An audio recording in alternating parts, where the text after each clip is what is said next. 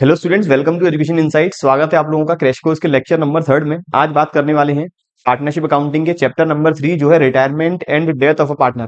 पूरे टॉपिक के हम theoretical as well as numerical part discuss करेंगे। सबसे पहले अपनी स्ट्रेटजी क्या रहेगी, स्टार्टिंग में पहले बात करेंगे थियोरेटिकल एस्पेक्ट, फिर तुरंत उस थियोरेटिकल एस्पेक्ट के प्रैक्टिकल क्वेश्चन को कवर करेंगे। आपकी तैयारी को बेहतरीन बनाने के लिए हमने एक बुक पब्लिश की है जिसमें आपको अकाउंटेंसी, बिजनेस, इकोनॉमिक्स तीनों के chapter wise questions, year wise questions मिलने वाले हैं। बुक सॉफ्ट कॉपी और हार्ड कॉपी दोनों में अवेलेबल है। नंबर आपको दिया हुआ है, लिंक ऊपर आई बटन में है, वहां पर जाकर जाकर आप पूरी इंफॉर्मेशन ले सकते हैं। अब बात करें इस चैप्टर के अंदर हमें कौन कौन से टॉपिक डिस्कस करने होंगे। तो इस चैप्टर में सबसे पहले गेनिंग और न्यू रेशियो निकालना हमें सीखना होगा। किस तरह से हम गेनिंग रेशियो निकालेंगे, किस तरह से न्यू रेशियो निकालेंगे, क्या फॉर्मूला रहेगा, क्या होगी definition.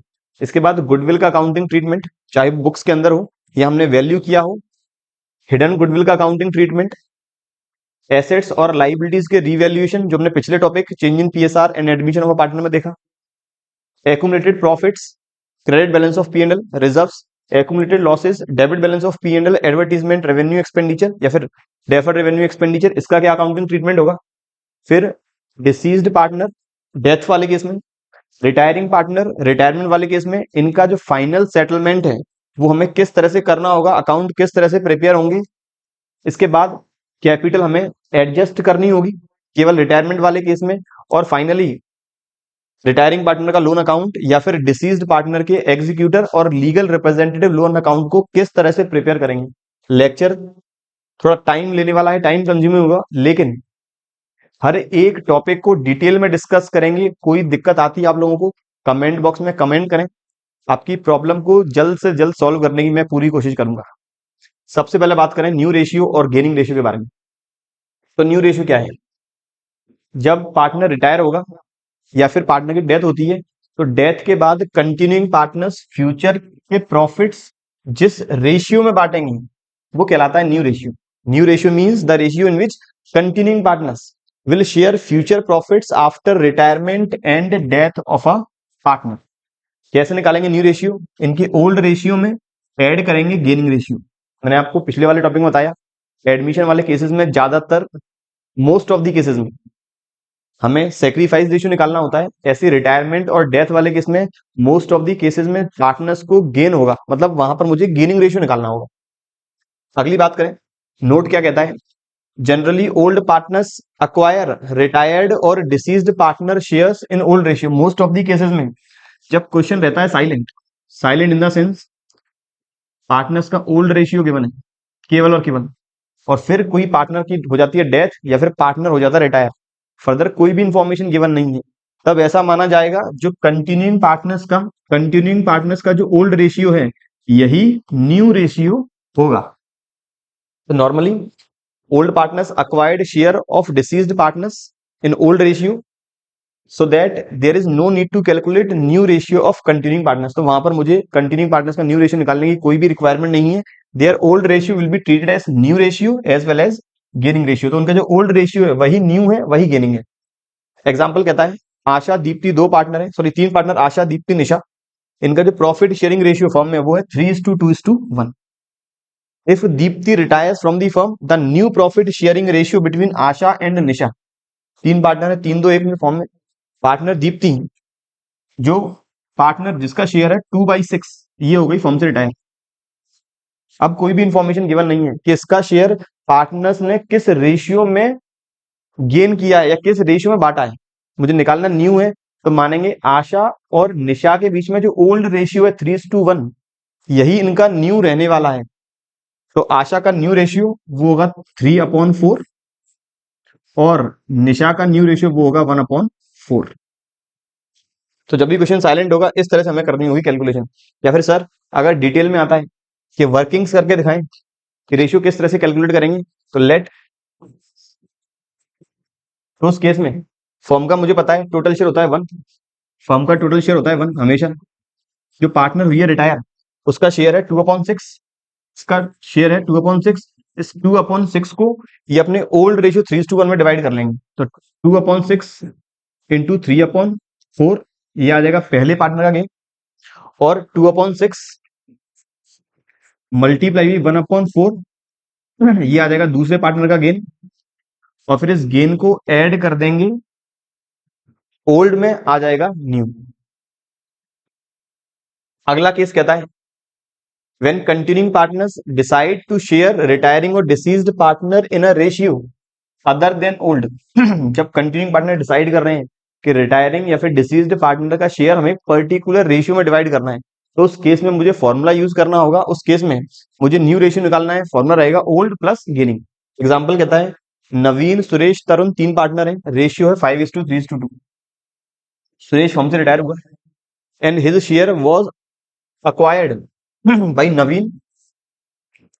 His share was acquired by Naveen and Tarun in the ratio of 2:1. तो नवीन और तरुण ने उसका शेयर 2:1 में अक्वायर किया है। पार्टनर सुरेश का शेयर है 3/10।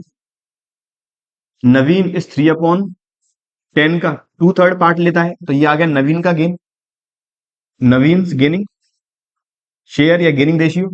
और 3/10 का पार्टनर तरुण ये लेता है 1/3, तो ये आ जाएगा मेरा तरुण गेनिंग शेयर या गेनिंग रेशियो। तो यहां से मेरा पार्टनर नवीन का गेनिंग 6/30 और इसका गेनिंग 3/30, ये आ गया इन दोनों का गेनिंग शेयर। ऐड कर लेंगे ओल्ड में, प्लस 5/10 और प्लस 2/10। यहां से इन दोनों को आ जाएगा न्यू शेयर, एलसीएम 30, 6 + 15, ये आ गया 9, 21/30 और ये अपना एलसीएम वापस 30, 3 + 6, ये आ गया 9/30। उम्मीद करता हूं दोनों क्वेश्चंस क्लियर हो चुके हैं। कंडीशन मैंने आपको डिस्क्राइब कर दिया है कि किस तरह से हम रेशियो निकालने वाले हैं। अगला है गेनिंग रेशियो।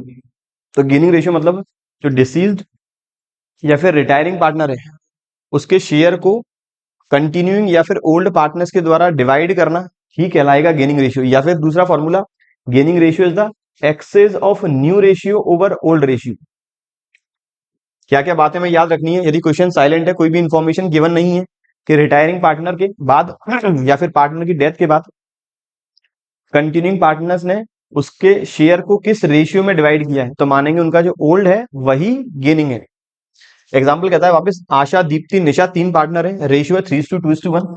पार्टनर दीप्ति हो गई रिटायर, तो गेनिंग रेशियो आशा और निशा के बीच में क्या रहेगा? तो गेनिंग रेशियो इन दोनों के बीच में जो पहले ओल्ड था वही रहेगा गेनिंग। तो इनका ओल्ड कितना है? ओल्ड है 3:1, तो गेनिंग भी रहेगा 3:1।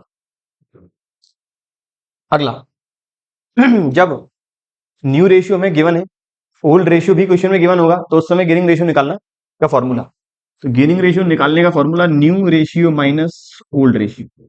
जब मुझे न्यू और ओल्ड दोनों गिवन है तब इस तरह से निकाला जाएगा। क्वेश्चन कहता है वापस अमित दिनेश गगन 3 पार्टनर है, रेशियो 5:3:2 है। पार्टनर दिनेश जिसका शेयर 3/10 है, ये हो गया retire. Amit and Gagan decided to share the profits in the new firm in the ratio of 3:2। Amit and Gagan ने डिसाइड किया हमारा नया रेशियो रहेगा 3:2। सबसे पहले अमित, इसका गेनिंग शेयर, न्यू शेयर आ गया इसका 3/5, ओल्ड है 5/10। तीसरा पार्टनर गगन, इसका न्यू 2/5 और इसका ओल्ड 2/10। माइनस कर लेंगे, वैल्यू आ जाएगा गेनिंग शेयर, 5 2 10, 6 - 5, ये आ गया 1/10, वापस 10, 4 - 2, ये आ गया 2/10। इसका मतलब गेनिंग शेयर आ गया अमित और गगन का 1:2। उम्मीद करता हूं यहां तक बात बिल्कुल क्लियर हो चुकी है। अब वापस एग्जाम्पल का कुछ क्वेश्चन और डिस्कस करें रेशियो के बेसिस पर ही। क्वेश्चन कहता है राहुल रॉबिन राजेश 3 पार्टनर है, रेशियो है 3:2:1। न्यू प्रॉफिट शेयरिंग रेशियो निकालना है यदि पार्टनर राहुल रिटायर होता है तब। पहली कंडीशन, अगर राहुल रिटायर हुआ, कोई भी इंफॉर्मेशन गिवन नहीं है कि राहुल के जाने के बाद रॉबिन और राजेश किस रेशियो में प्रॉफिट को बांटेंगे, उनका क्या नया प्रॉफिट शेयरिंग रेशियो रहने वाला है, तब मानेंगे इनका जो ओल्ड है वही होगा न्यू। तो पार्टनर राहुल के रिटायरमेंट के बाद कंटिन्यूइंग पार्टनर्स का न्यू रेशियो रहेगा 2:1। इनकेस रॉबिन रिटायर होता है, अगर रॉबिन रिटायर होगा तो राहुल और राजेश का रेशियो रहेगा न्यू 3:1। अगर इनकेस राजेश रिटायर होता है, राजेश होता है रिटायर, तब रॉबिन और राहुल, राहुल और रॉबिन, इन दोनों का रेशियो रहेगा 3:2। ये इनका रहेगा न्यू रेशियो और यही रहेगा गेन। दूसरा क्वेश्चन कहता है पूजा, प्रिया और प्रतिष्ठा तीन पार्टनर है, रेशियो है 5:3:2। ओल्ड पार्टनर प्रिया हुई रिटायर फॉर्म से, उसका शेयर प्रिया और प्रतिष्ठा ने 2:1 में डिवाइड कर लिया। निकालना क्या है वापस, न्यू प्रॉफिट शेयरिंग रेशियो। तो प्रिया का ओल्ड शेयर 3/10, 3/10 का 2/3 पहले पार्टनर को, जिसका आ गया गेनिंग 6/30। दूसरा फिर 3/10 का 1/3, ये आ गया दूसरे पार्टनर का गेनिंग। गेनिंग को वापस ऐड कर देंगे ओल्ड में, आ जाएगा न्यू। अगला क्वेश्चन, अशोक, अनिल, अजय तीन पार्टनर हैं, इनका प्रॉफिट शेयरिंग रेशियो है 1/3, 2/10 एंड 1/5। यहां कुछ है मिस्टेक, इस जगह होगा 1/2। मैं वापस नीचे लिख देता हूं रेशियो इनका ओल्ड। पार्टनर अशोक का ओल्ड जो होगा मेरे हिसाब से 1/2। पार्टनर अनिल, इसका ओल्ड होगा कुछ 3/10। और पार्टनर अजय, इसका ओल्ड है 1/5। ये इन तीनों के ओल्ड शेयर।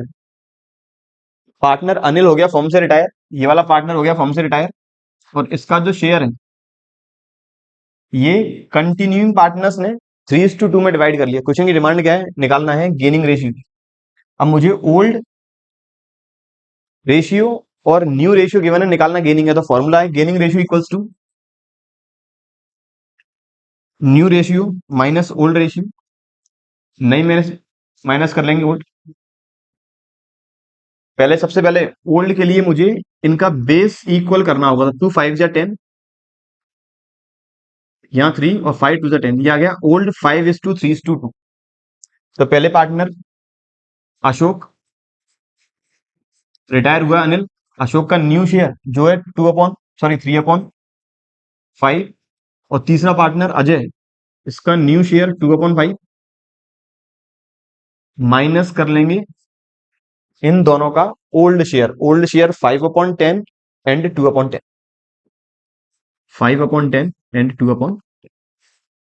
ये आ गया एलसीएम 10, 6 - 5, तो वापस 1/10, 10 4 - 2, तो ये आ गया 2/10। तो जो पार्टनर रिटायर हुआ है अनिल, उसका शेयर इन्होंने 1:2 के फॉर्म में डिवाइड किया, तो गेनिंग इनका शेयर 1:2। या टोटल एक में से 1/10 गेनिंग अशोक का और 2/10 गेनिंग दूसरे पार्टनर अजय का। ये बात थी क्वेश्चन नंबर 3 की। अब अगला कॉन्सेप्ट पे चलें, जो है accounting treatment of goodwill. Goodwill के बारे में वैल्यूएशन किस तरह से होगा, ये मैंने आपको पिछले लेक्चर में बता दिया है कंप्लीट फॉर्म में कि तीन मेथड थे, average profit, super profit and capitalisation method. जिन बच्चों ने अभी तक वो वीडियो नहीं देखी है, वैल्यूएशन किस तरह से करना है अभी तक नहीं देख पाए हैं, तो गुडविल के वैल्यूएशन से पहले, गुडविल के ट्रीटमेंट से पहले वो लेक्चर जरूर देखें। तो बात करें केस नंबर 1। पहला केस, जब गुडविल ऑलरेडी बुक्स में अपीयर है। बुक्स में अपीयर होने का मतलब बुक्स में ऑलरेडी गिवन है एसेट साइड। जब गुडविल पहले से ही एसेट साइड गिवन है, तो मैंने गलती से रिकॉर्ड कर रखी है सेल्फ जनरेटेड गुडविल की वैल्यू अकाउंटिंग स्टैंडर्ड 26 के अकॉर्डिंग होती है 0 नील। तो मुझे वो गुडविल करनी होगी राइट ऑफ। राइट ऑफ करने की एंट्री ओल्ड पार्टनर्स कैपिटल या फिर current account debit to goodwill. सीधी भाषा में अगर क्वेश्चन आया एग्जाम में और गुडविल आपको दिख गई एसेट साइड में, अगर एसेट साइड में आपको गुडविल दिखाई दी, तो हमेशा ही उसे कर देंगे राइट ऑफ। तो आंख बंद करके राइट ऑफ कर देना है। राइट ऑफ करने की एंट्री होगी पार्टनर्स कैपिटल या फिर partners current account debit to goodwill. किस रेशियो में राइट ऑफ करेंगे, राइट ऑफ होगा ओल्ड रेशियो में। फॉर एग्जांपल केशव, निर्मल, पंकज तीन पार्टनर है, रेशियो है 4:3:2। निर्मल फॉर्म से हुआ रिटायर और गुडविल बुक्स में पहले से ही अपीयर दिखाई दे रही है 32,000 की। तो उस केस में इस 32,000 रुपए की गुडविल को हमें राइट ऑफ करना होगा। आगे कहता है Keshav and Pankaj decided to share profits in the ratio 5:3। इन दोनों के बीच का नया शेयर रहेगा 5:3। लेकिन उस केस में हमें नए रेशियो से कोई भी मतलब नहीं है, सीधा इस गुडविल को कर देंगे राइट ऑफ। एंट्री होगी Keshav capital account debit, Nirmal capital account debit, Pankaj capital account debit to goodwill. 72,000 बांटना होगा 4 3 2 में, तो 9 8 जा 72, तो ये आ जाएगा 32,000, 24,000 एंड 16,000 तीनों पार्टनर्स के बीच में। इनकेस कोई कैलकुलेशन में जाती है मिस्टेक, तो मिस्टेक को अवॉइड करें। अब केस नंबर बी, जब गुडविल बुक्स के अंदर नहीं है, बुक्स के बाहर मुझे क्वेश्चन में गिवन है, या गुडविल की मुझे वैल्यू करनी है। इनकेस वैल्यू मुझे करनी है पहले, तो सबसे पहले वैल्यूएशन का मेथड, या तो क्वेश्चन में स्पेसिफिक कोई मेथड दूसरा कहा हो, या फिर एवरेज, सुपर, कैपिटलाइजेशन, इन तीनों में से कोई एक मेथड अप्लाई करेंगे, गुडविल की वैल्यू निकालेंगे। In case goodwill is not given outside the books, then first we have to calculate value of the goodwill with the help of methods discuss earlier, जो हमने पिछले लेक्चर में मेथड डिस्कस की, पिछले topic में retirement sorry admission and change in PSL वाले में discuss किए तीनों मेथड्स, उसके अकॉर्डिंग गुडविल की वैल्यू निकालेंगे। फिर हमें एंट्री पास करनी है। क्या एंट्री पास होगी? जब पार्टनर की होगी डेथ या पार्टनर होगा रिटायर, तो उसके हिस्से को, उसके शेयर ऑफ गुडविल को कंपनसेट करना होगा गेनिंग पार्टनर्स के अकॉर्डिंग। तो एंट्री होगी गेनिंग पार्टनर्स कैपिटल या फिर current account debit to retiring और डिसीज्ड पार्टनर कैपिटल और करंट अकाउंट। सीधी बात, एंट्री होनी है gaining partners debit to retiring partners credit, या फिर to retiring partners account. Deceased partner death वाला केस है, तो to deceased partner capital account. In case partner की डेथ या फिर रिटायरमेंट के बाद किसी एक पार्टनर को भी नुकसान हो गया, तो उस पार्टनर को और हमें क्रेडिट करना है, और उसके हिस्से का जो लॉस है वो कंपनसेट करेगा जिस पार्टनर को हुआ है गेन। और मैं आपको पिछले टॉपिक में बता चुका हूं, पिछली क्लास में बता दिया था कि हमेशा गेनिंग और सेक्रीफाइस इक्वल होना जरूरी है। अगर इक्वल नहीं आ रहा, आपने कहीं कैलकुलेशन में कर दी है मिस्टेक। अब क्वेश्चन की बात करें। क्वेश्चन कहता है वापस वही, केशव निर्मल पंकज तीन पार्टनर, रेशियो 4:3:2। निर्मल हुआ फर्म से रिटायर, अब गुडविल की वैल्यू हुई 72,000। केशव और पंकज ने डिसाइड किया नया रेशियो रहेगा 5:3। क्वेश्चन की डिमांड एंट्री पास करनी है।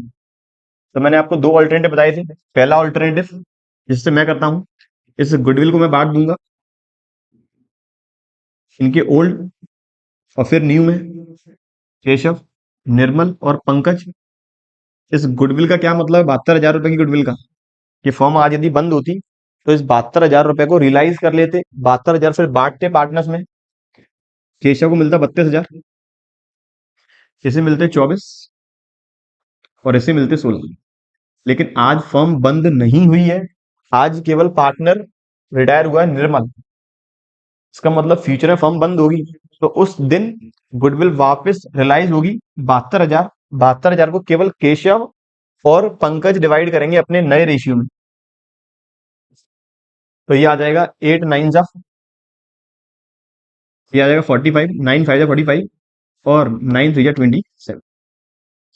इसका मतलब पार्टनर जो पहला केशव है, इससे बेनिफिट होगा 13,000 का।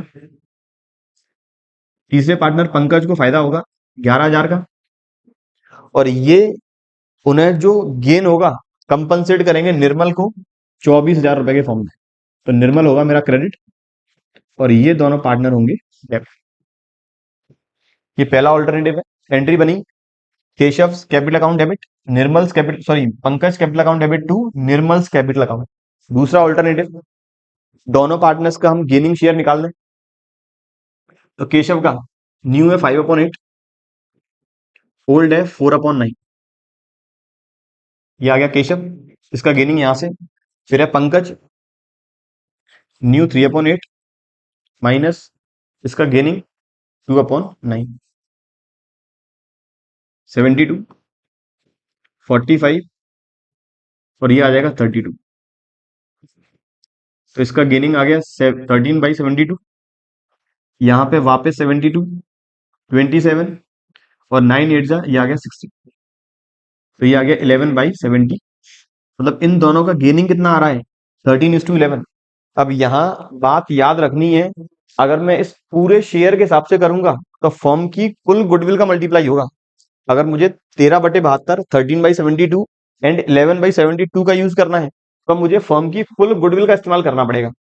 अगर मुझे केवल 13:11 मतलब 13/24 और 11/24 का यूज करना है, तब मैं केवल रिटायरिंग पार्टनर के हिस्से की गुडविल का इस्तेमाल करूंगा।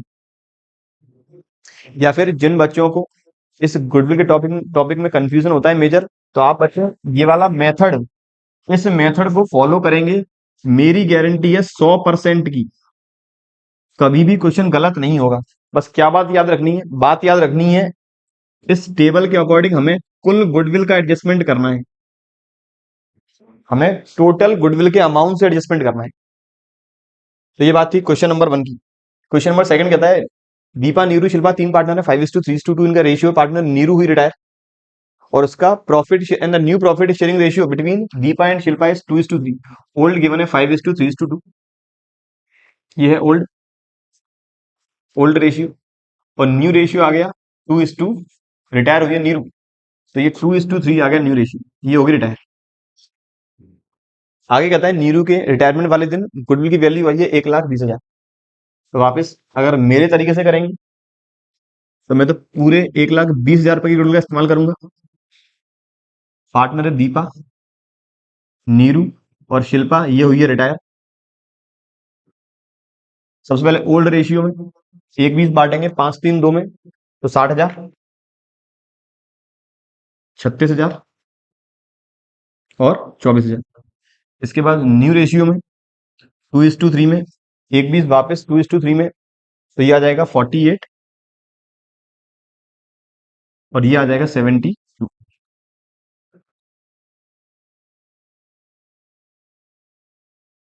अब एनालिसिस कर लें। पार्टनर दीपा को बिल्कुल सही मिलने चाहिए थे 60, भविष्य में मिलेंगे 48, मतलब इसे हुआ है नुकसान, क्या करेंगे, क्रेडिट। पार्टनर शिल्पा को मिलने चाहिए थे 24, फ्यूचर में मिलेंगे 72, इनकी चांदी चांदी हो गई, इसीलिए इन्हें आज सेक्रीफाइस करना होगा 48 का डेबिट। और नीरू पार्टनर तो रिटायरिंग ही है, इसे हमें करना होगा क्रेडिट। एंट्री क्या बनी, Shilpa's capital account debit, to Deepa's capital account और टू नीरूज कैपिटल अकाउंट। ये मेरा गेनिंग पार्टनर है, ये मेरा रिटायरिंग पार्टनर है और ये मेरा सेक्रीफाइसिंग पार्टनर। अगर यही क्वेश्चन मैं आपके ऑल्टरनेटिव से करूं रेशियो निकालकर, तो सबसे पहले दीपा का शेयर मुझे निकालना है, तो 5/10, मुझे पता नहीं है कि कौन सा पार्टनर गेन कर रहा है कौन सा सेक्रीफाइस।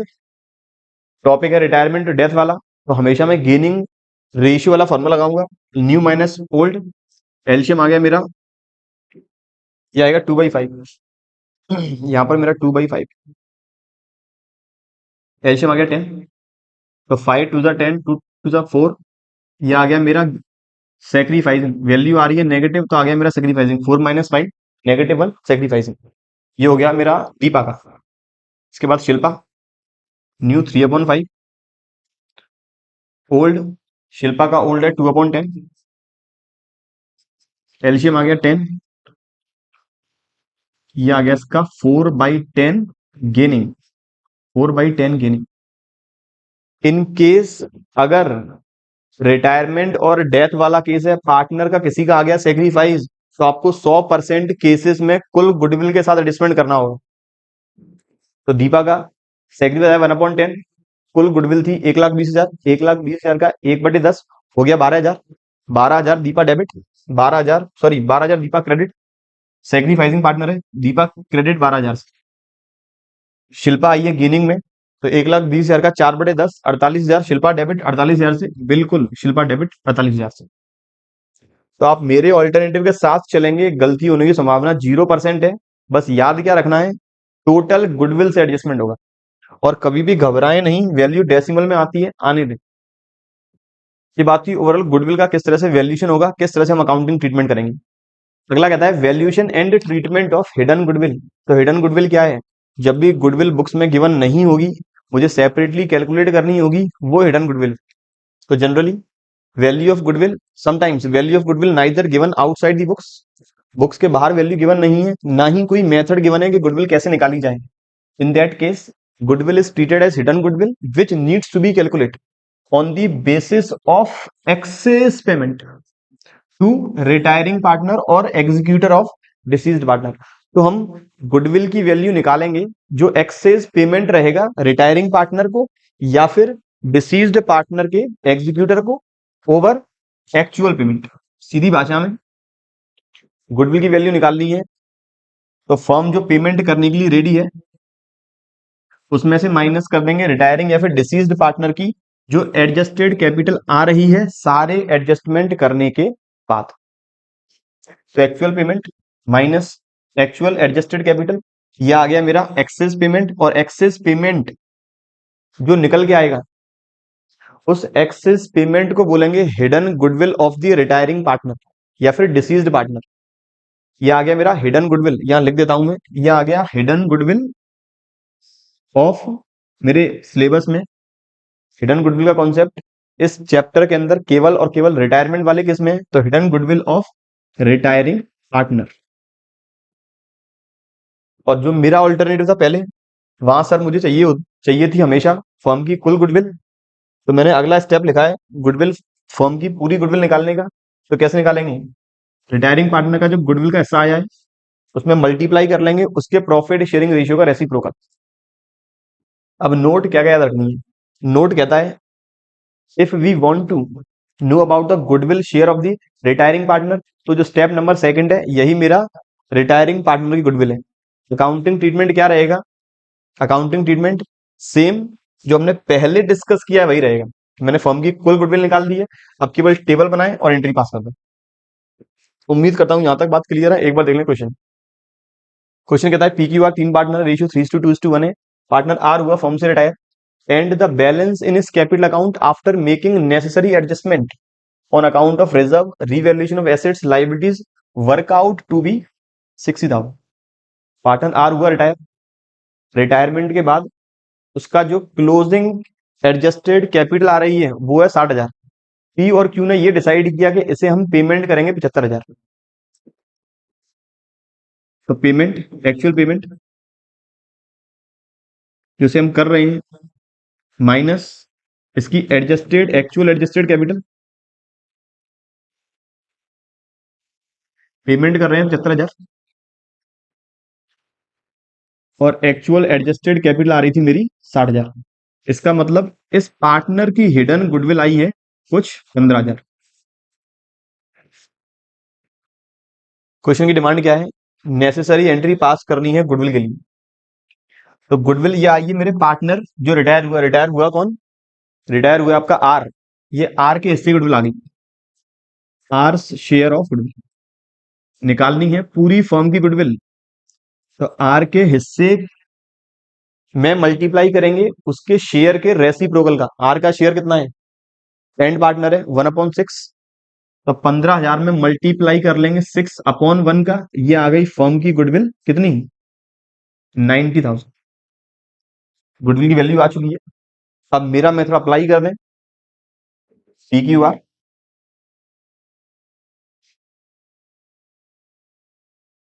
90,000 3 2 1 में, तो यहां पर आ गया था 15, यहां आ जाएगा 30 और यहां आ जाएगा 45। पार्टनर आर हो गया रिटायर, दिया नहीं है नया रेशन का कितना रहने वाला है, तो उनका जो ओल्ड है वही न्यू है वही गेनिंग है। तो 90,000 अब 3 2 में बांटेंगे तो ये आ जाएगा 54,000 और 36,000।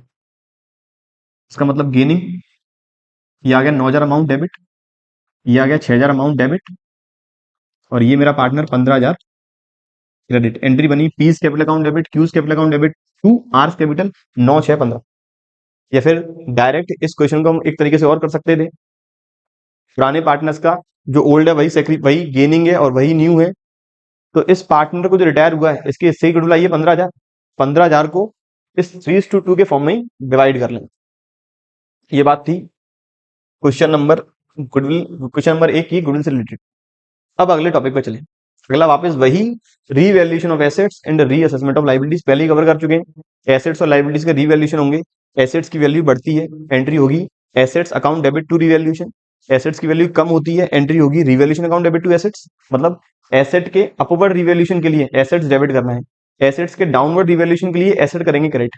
लायबिलिटीज का अपवर्ड वैल्यूएशन, लायबिलिटी होगी credit, revaluation account debit to liabilities. Liability का डाउनवर्ड रिवैल्यूएशन, लायबिलिटी होगी debit, liabilities account debit to revaluation. Final revaluation account का जो प्रॉफिट या लॉस आएगा डिवाइड करेंगे ओल्ड पार्टनर्स में, मतलब सारे पार्टनर्स में बिफोर रिटायरिंग या before death of a partner. Entry क्या होगी, प्रॉफिट वाला केस है revaluation account debit to old partners capital old ratio में। यदि लॉस वाला केस है पार्टनर्स कैपिटल अकाउंट डेबिट या फिर current account debit old ratio में टू रिवैल्यूएशन। तो कहता है at the time of retirement of death of a partner assets and liabilities are revalued at new figures through revaluation. Revaluation account nominal in nature है, जिसका motive है profit या loss calculate करना। सबसे पहले स्टेप क्या है, डेबिट साइड में रिकॉर्ड करेंगे एसेट्स का डाउनवर्ड रिवैल्यूएशन या फिर लायबिलिटी का upward revaluation. Entry revaluation account debit to assets to liabilities, किसी खर्चे का पेमेंट किया है तो टू कैश या फिर बैंक और आ जाएगा। क्रेडिट साइड में एसेट्स का अपवर्ड रिवैल्यूएशन या लायबिलिटी का downward revaluation. Entry assets account debit, liabilities account debit to revaluation. जो भी लॉस या प्रॉफिट आएगा, प्रॉफिट की एंट्री ये है और लॉस वाली एंट्री ये है। याद रखना है, जो प्रॉफिट या लॉस आएगा डिवाइड करेंगे हमेशा ओल्ड पार्टनर्स के बीच में ओल्ड रेशियो।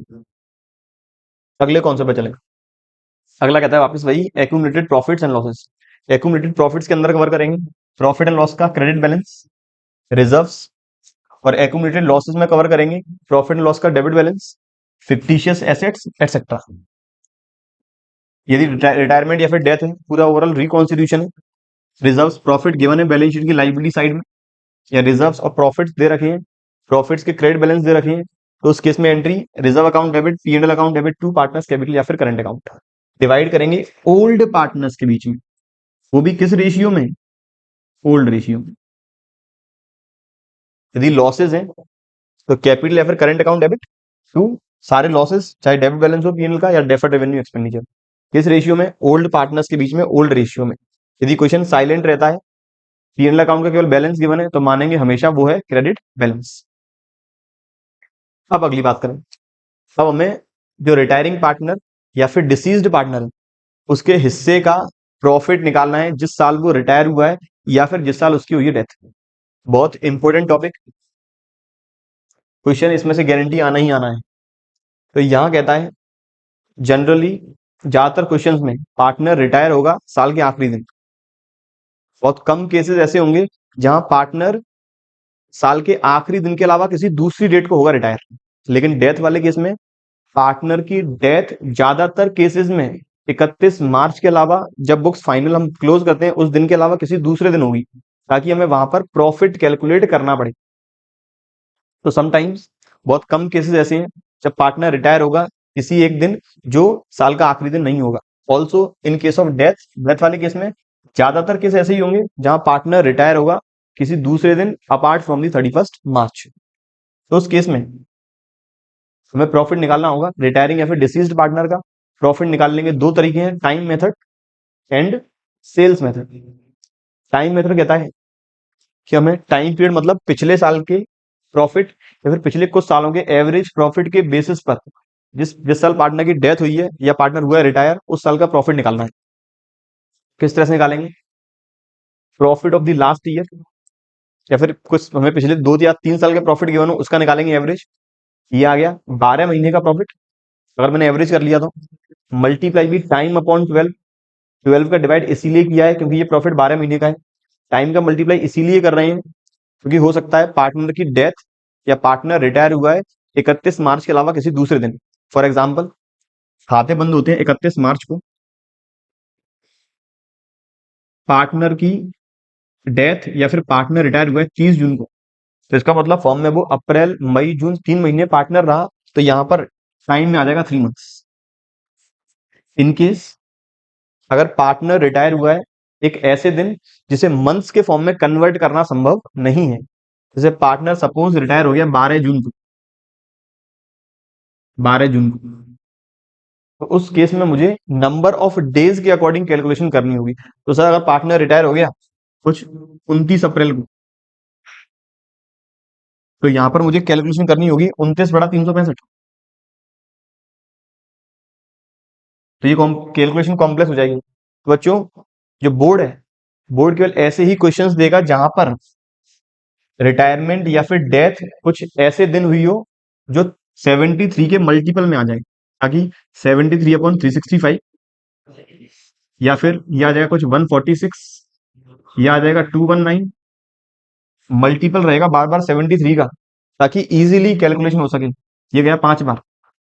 इनकेस 140 है तो 73 दूनी 140, 73 पंजे 365। तो यदि टाइम पीरियड हम डेज के अकॉर्डिंग कैलकुलेट कर पा रहे हैं तो यहां पर आ जाएगा 12 महीने की जगह 365 डेज। और शेयर किसका निकाल रहे हैं, निकाल रहे हैं रिटायरिंग या फिर डिसीज्ड पार्टनर का, तो उसके प्रॉफिट शेयरिंग रेशियो हम कर देंगे मल्टीप्लाई। तो फाइनली फॉर्मूला क्या है, profit of the last year multiply भी टाइम अपॉन 12 मल्टीप्लाई भी profit sharing ratio of disease या फिर रिटायरिंग पार्ट। सेल्स मेथड क्या कहता है, दूसरा मेथड है सेल्स। सेल्स मेथड कहता है कि हमें रिटायरिंग या फिर डिसीज्ड पार्टनर का प्रॉफिट निकालना है on the basis of sales. Sales मुझे गिवन होगी लास्ट ईयर की, लास्ट ईयर का प्रॉफिट गिवन होगा, और करंट ईयर की जिस दिन पार्टनर हुआ रिटायर उस दिन तक की सेल्स गिवन होगी ज्यादातर केसेस में। तो in this method profit is to be calculated on the basis of profit percentage of last year. ये प्रॉफिट परसेंटेज किस तरह से निकालेंगे, इसे निकालने का फॉर्मूला सिंपल है, amount of profit divided by amount of sales into 100। तो प्रॉफिट किस तरह से निकालना है, profit of the last year divided by sales of the last year multiply profit multiply sales of the intervening period. Intervening period किसे बोला गया है, from the first day of accounting year to date of retirement और death. Current year में जब से accounting चालू हुई है, तुमने बुक्स ओपन करी है, उस दिन से लेकर जिस दिन पार्टनर की डेथ या फिर पार्टनर हुआ रिटायर उसे बोलते हैं इंटरवेनिंग पीरियड। तो उस टाइम पीरियड की सेल्स मल्टीप्लाई भी उसका profit sharing ratio. Formula profit of last year divide by sales of last year multiply by sales of intervening period multiply PSR. यहाँ पर टाइम का मल्टीप्लाई नहीं करना है, क्योंकि जो सेल्स हमें गिवन है ये सेल्स केवल और केवल उस पर्टिकुलर टाइम पीरियड की ही गिवन होती है जिसमें पार्टनर रिटायर हुआ है। कौन कौन सी बात याद रखनी है, तो 73 डेज वाली बात कर चुके हैं, इंटरवेनिंग पीरियड की बात कर चुके हैं। तीसरा नोट, अब ये जरूरी नहीं है कि ये दोनों मेथड से हमेशा क्वेश्चन आए, हो सकता है मेथड कोई और गिवन हो, या फिर हो सकता है ये सेल्स करंट ईयर के पूरे साल की दे रखी हो, तो हमें फिर टाइम का मल्टीप्लाई करना होगा। अब इतना आपको खुद याद रखना पड़ेगा। ये बात थी सेल्स और टाइम मेथड की, वैल्यूएशन की, कि किस तरह से प्रॉफिट की हम करेंगे कैलकुलेशन। अब अकाउंटिंग ट्रीटमेंट कैसे होगा, अकाउंटिंग ट्रीटमेंट में अगर कंटिन्यूइंग पार्टनर्स का नया प्रॉफिट शेयरिंग रेशियो चेंज नहीं हुआ है, उस केस में डिसीज्ड या फिर रिटायरिंग पार्टनर को प्रॉफिट देने वाले हम P&L सस्पेंस अकाउंट के थ्रू। तो एंट्री होगी, अगर प्रॉफिट वाला केस है profit and loss suspense account debit to deceased और retiring partners capital account. In case loss है तो एंट्री हो जाएगी रिवर्स, रिटायरिंग और deceased partner capital account debit to profit and loss suspense account. यदि PSR हो गया चेंज कंटिन्यूइंग पार्टनर्स का, तो उस केस में हमें आज ही नेट एंट्री करनी होगी। क्या एंट्री होगी, गेनिंग पार्टनर्स को कर देंगे हम डेबिट, रिटायरिंग या डिसीज पार्टनर करेंगे क्रेडिट, और यदि कोई पार्टनर सेक्रीफाइसिंग है तो उसे भी कर देंगे क्रेडिट। ये एंट्री होगी प्रॉफिट्स वाले केसेस में। इनकेस यदि लॉस है तो लॉस वाले केस में एंट्री हो जाएगी अपोजिट, रिटायरिंग पार्टनर या डिसीज पार्टनर कैपिटल और current account debit, sacrificing partners capital और current account debit to gaining partners capital और करंट अकाउंट। ये ओवरऑल बात थी किस तरह से हमें एडजस्टमेंट करना है प्रॉफिट का। क्वेश्चन कहता है मायरा, शबनम, विपुल 3 पार्टनर हैं, इनका प्रॉफिट शेयरिंग रेशियो 5:4:1 है। विपुल डिसाइड्स टू रिटायर ऑन 30 जून, विपुल हो गया रिटायर 30 जून 2019 को। मतलब अभी डेट देखते हैं कब है फाइनली। अगर डेट हुई 31 मार्च तो साल बंद होने के 3 महीने के बाद। अगर डेट हुई ईयर एंड की 31 दिसंबर तो उस केस में साल बंद होने के 6 महीने के बाद। तो विपुल रिटायर हुआ 30 जून 2019 को। Vipul share of profit was to be taken was to be calculated on the basis of average profit of last 3 years। जो पार्टनर विपुल रिटायर हुआ है उसका हमें प्रॉफिट शेयर निकालना है पिछले 3 साल के एवरेज प्रॉफिट के बेसिस पर। तो मुझे पहले पिछले 3 साल के एवरेज करने होंगे। वो प्रॉफिट हुआ 12 महीने का, उसे बाइफरकेट करना होगा कि पार्टनर विपुल फॉर्म में कितने महीने रहा है, मल्टीप्लाई भी उसका प्रॉफिट शेयरिंग रेशियो। पिछले 3 साल का प्रॉफिट 1,36,000, 1,54,000 और 1,00,000, और ये साल 16-17, फिर 17-18, मतलब साल 31 मार्च को बंद होता है। तो सीधी सी बात, पिछले साल ही बंद हुआ 31 मार्च 19 को, रिटायर हुआ है आफ्टर 3 मंथ्स, 3 महीने के बाद। तो विपुल का मुझे प्रॉफिट शेयरिंग रेशियो निकालना है, अज्यूमिंग दैट, क्या अज्यूम करना है, पहला केस जब इनका new profit sharing ratio change नहीं हुआ या आपको कोई इंफॉर्मेशन गिवन नहीं है। दूसरा केस जब रेशियो हो गया 1:1। सबसे पहले प्रॉफिट निकाल लूं विपुल का। तो विपुल्स शेयर ऑफ प्रॉफिट क्या फॉर्मूला है, फॉर्मूला है प्रॉफिट ऑफ लास्ट ईयर या फिर average profit of last years. Average profit 136, 154 और 1 लाख, ये आ जाएगा कुछ 3,90,000, 1,30,000 एवरेज शायद है। 136 प्लस 154 प्लस 1 लाख, बिल्कुल एवरेज आ गया 1,30,000। ये प्रॉफिट है 12 महीने का। फॉर्म में पार्टनर रहे हैं 3 महीने और इनका प्रॉफिट शेयरिंग रेशियो ये 1/10। तो 1,30 गुणा 3/12 डिवाइड बाई 1/10। तो इनका प्रॉफिट आ रहा है 3,250। एक बार कैलकुलेशन और देख लें। 154, 136, बिल्कुल 290 बिल्कुल सही है। अब ये तो मेरा प्रॉफिट का अमाउंट आया है, तो मुझे एंट्री पास करनी है। अगर रेशियो चेंज नहीं हुआ है तो उस केस में entry profit and loss suspense account debit to Vipul's capital account. Profit and loss suspense account debit to Vipul's capital account 3250। लेकिन इनकेस पीएसआर चेंज हो गया 1:1, इनकेस पीएसआर चेंज हो गया 1:1, तो वापस करने के दो अल्टरनेटिव। पहला अल्टरनेटिव मेरा टेबल वाला मेथड बना ले, मेरा टेबल वाला मेथड, लेकिन काम करेगा किसके साथ? ये काम करेगा टोटल प्रॉफिट के साथ। मायरा, शबनम और विपुल। प्रॉफिट ये 3250, विपुल के 1/10 के लिए फर्म का कुल प्रॉफिट होगा इन 3 महीने का 32,500।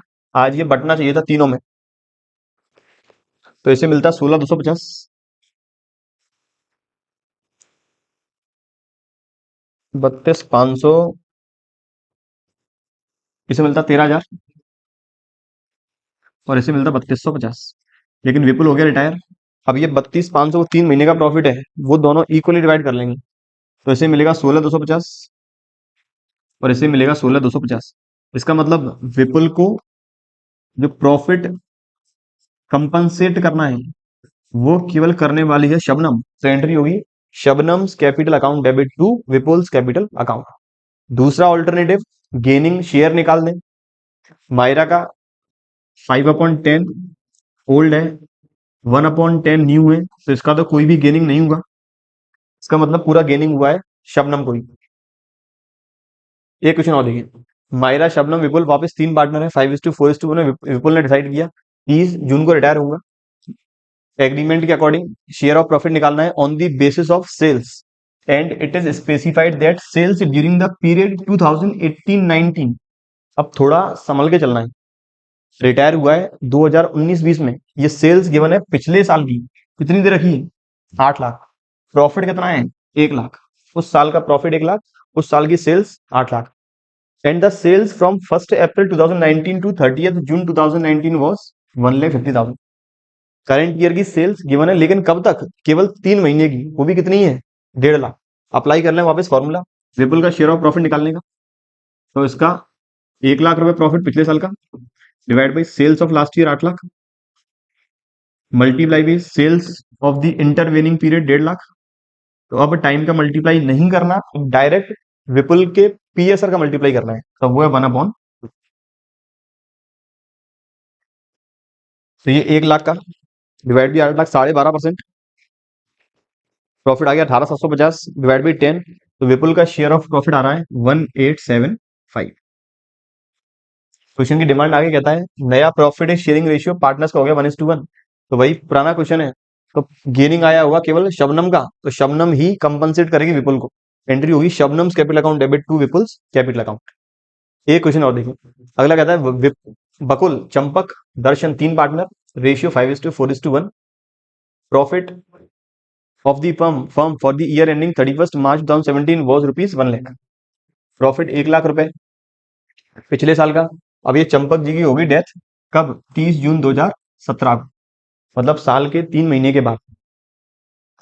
बकुल और दर्शन ने ये डिसाइड किया प्रॉफिट शेयरिंग रेशियो रहेगा इक्वल। सेम पहला जैसा ही क्वेश्चन है, पार्टीज के नाम चेंज हो गए हैं, ईयर चेंज हो गया है, प्लस वो केस था रिटायरमेंट का, अब केस है डेथ का। केस पहला था रिटायरमेंट, अब है डेथ। एंट्री सेम वही होगी, gaining partners capital account debit to retiring partners capital account, क्योंकि इनका पीएसआर हो गया है change. Gaining partners capital account debit to deceased partner capital account.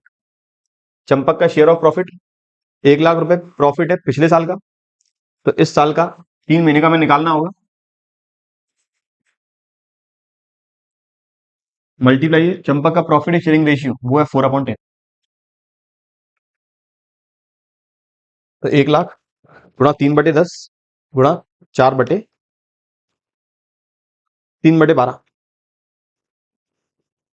तो इनका प्रॉफिट आ रहा है 10,000। चंपक जी का प्रॉफिट आ गया 10,000।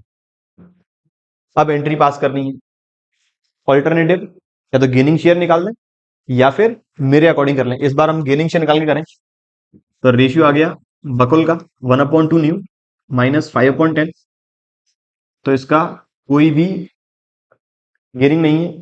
तीसरा पार्टनर दर्शन, ओल्ड 1/न्यू 1/2 ओल्ड 1/10। तो यही पार्टनर है गेनिंग 5 - 1, इसे ही हो रहा है गेन। तो ये ही 10,000 रुपए कंपनसेट करेगा चंपक को। एंट्री होगी Darshan capital account debit to Champak capital account. एक क्वेश्चन और देखें। नहीं, क्वेश्चन अब खत्म हो चुके हैं।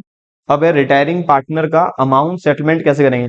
वापस एक और इंपॉर्टेंट टॉपिक, इसके अंदर मैं बताने वाला हूं आपको लोन अकाउंट किस तरह से प्रिपेयर होगा।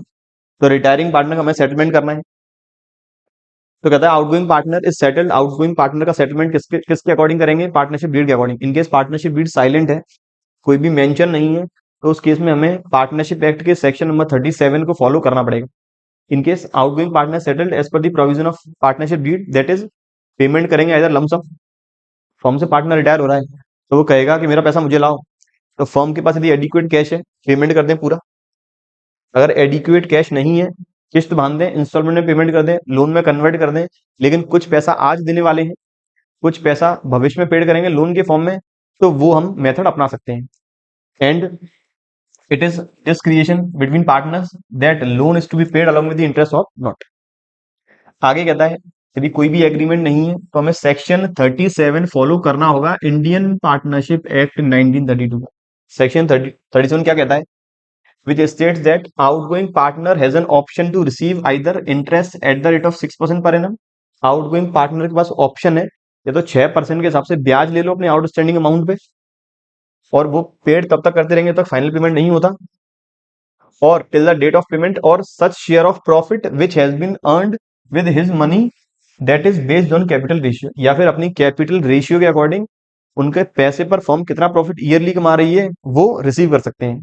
Hence, the total amount due to tiering partner, which is ascertained after all adjustment, have to be paid either immediately to the tiering partners or to be converted into the loan account। वापस वही, यदि firm के पास पैसा नहीं है तो loan account में ट्रांसफर करेगी। उसकी हम प्रोसीजर देखें क्या होगी। सबसे पहले अगर फर्म पूरा पेमेंट एक साथ कर रही है तो retiring partners capital account debit to cash. यदि फर्म लोन में ट्रांसफर कर रही है तो retiring partners capital account debit to retiring partners loan account. कुछ पेमेंट कर रहे हैं कैश में, कुछ कर रहे हैं लोन में, तो retiring partners capital account debit to cash bank to retiring partners loan account. In case यदि हम किसी दूसरी एसेट से पेमेंट कर रहे हैं तो एसेट्स का नाम यहाँ आ जाएगा। स्टॉक मैंने दे दिया तो retiring partners capital account debit to stock. आगे कहता है यदि लोन में कन्वर्ट कर रहे हैं तो इंटरेस्ट वो हमसे मांगेगा, तो इंटरेस्ट ड्यू करनी होगी।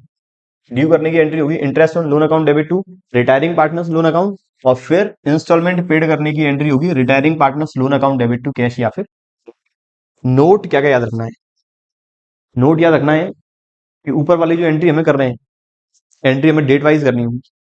लोन की जो इंटरेस्ट है उस इंटरेस्ट को हमें साल के आखिरी में रिकॉर्ड करना होगा, और जिस दिन पेमेंट कर रहे हैं उस दिन तक का हमें रिकॉर्ड करना होगा, मैचिंग कॉन्सेप्ट को फॉलो करते हुए।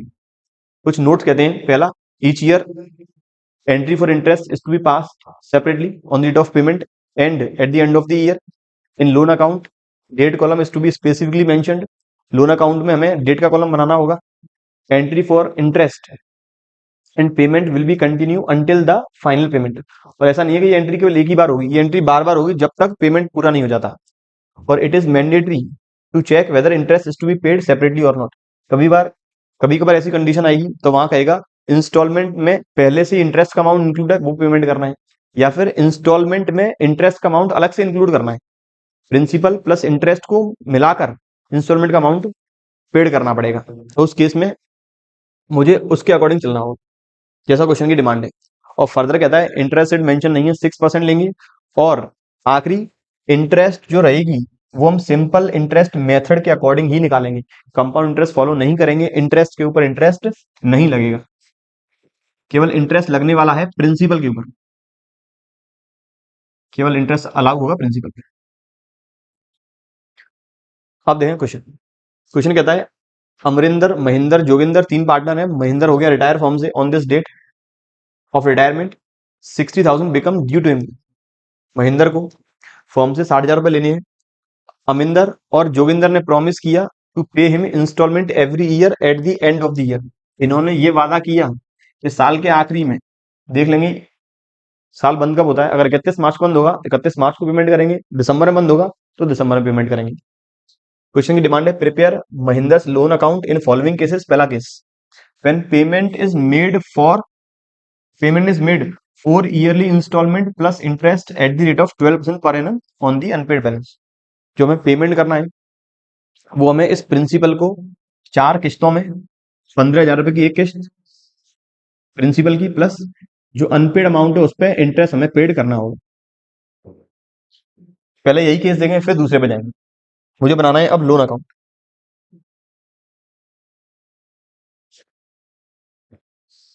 अब मुझे बनाना है loan account, date particular amount और डेट पर्टिकुलर अमाउंट। सर क्या जीएफ का कॉलम बनाए?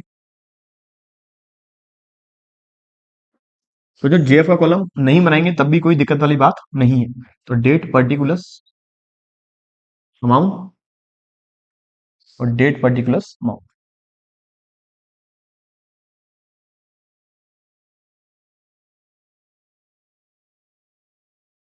पार्टनर रिटायर हुए महेंद्र,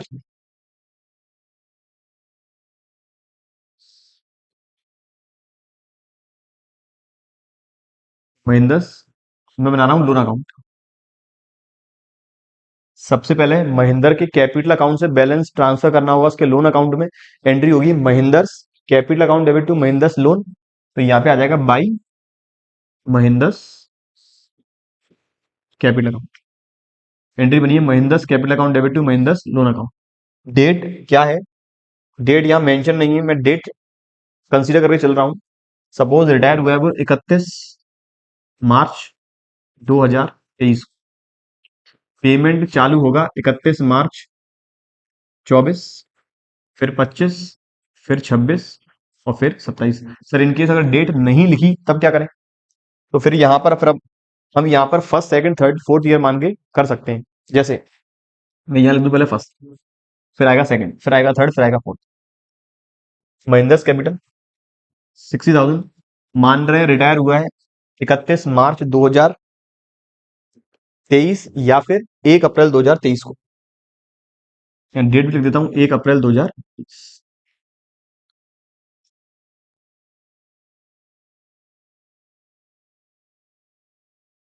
अब पेमेंट होगा, यहाँ पर वर्किंग भी बना लें। मैं आपको पहले वर्किंग बना के दिखा देता हूँ। वर्किंग्स, ये रिटायर हुआ है 1 अप्रैल 2023 को। पहला साल बंद होगा 31 मार्च 24, फिर 31 मार्च 25, 31 मार्च 26, ये आएगा 25, 31 मार्च 26 और 31 मार्च 27। नॉर्मल क्वेश्चंस में ये वर्किंग की रिक्वायरमेंट नहीं रहेगी क्योंकि यहाँ कैलकुलेशन सिंपल है। उसका अमाउंट आउटस्टैंडिंग है पहले 60,000, इंटरेस्ट की रेट उसने जो डिसाइड की है फॉर्म के साथ 12% पर एनम। तो पहले ब्याज लगेगी इस पे 7200, ये आ गया मेरा इंटरेस्ट का अमाउंट। अब पेमेंट कितना होना है? 15,000 प्रिंसिपल के, 15,000 प्रिंसिपल के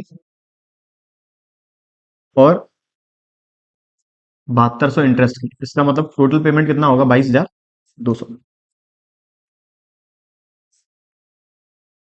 अब प्रिंसिपल कितना रहेगा? 45,000।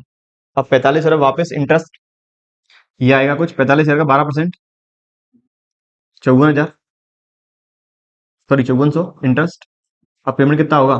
पेमेंट होगा 15,000 प्लस 5400, 20,400।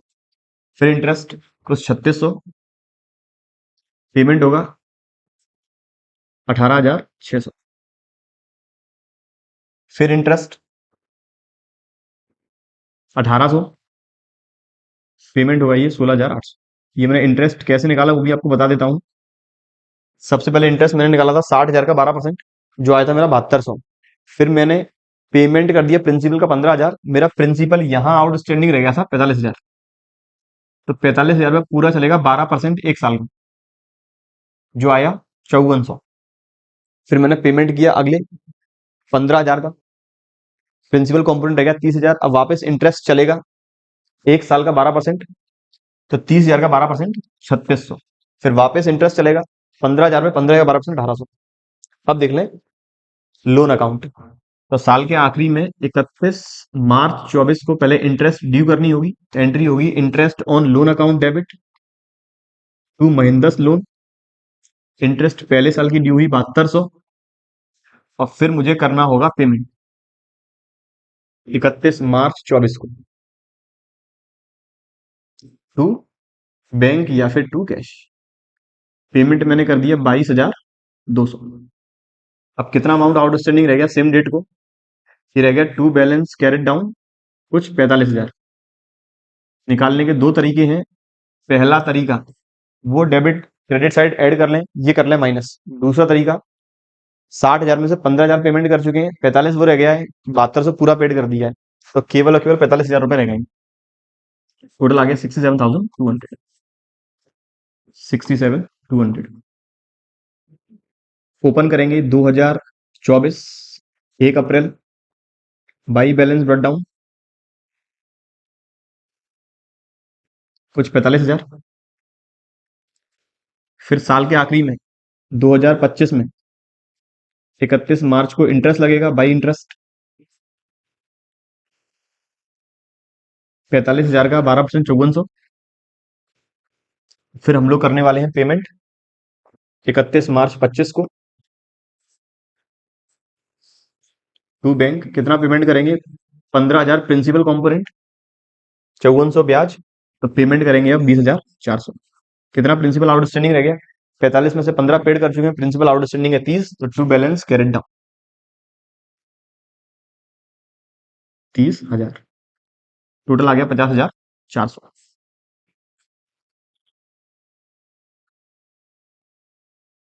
50,400 वापस ओपन करेंगे 1 अप्रैल 25 को, तो by balance break down amount 30,000। साल के आखिरी में वापस interest due 2026 31 March by interest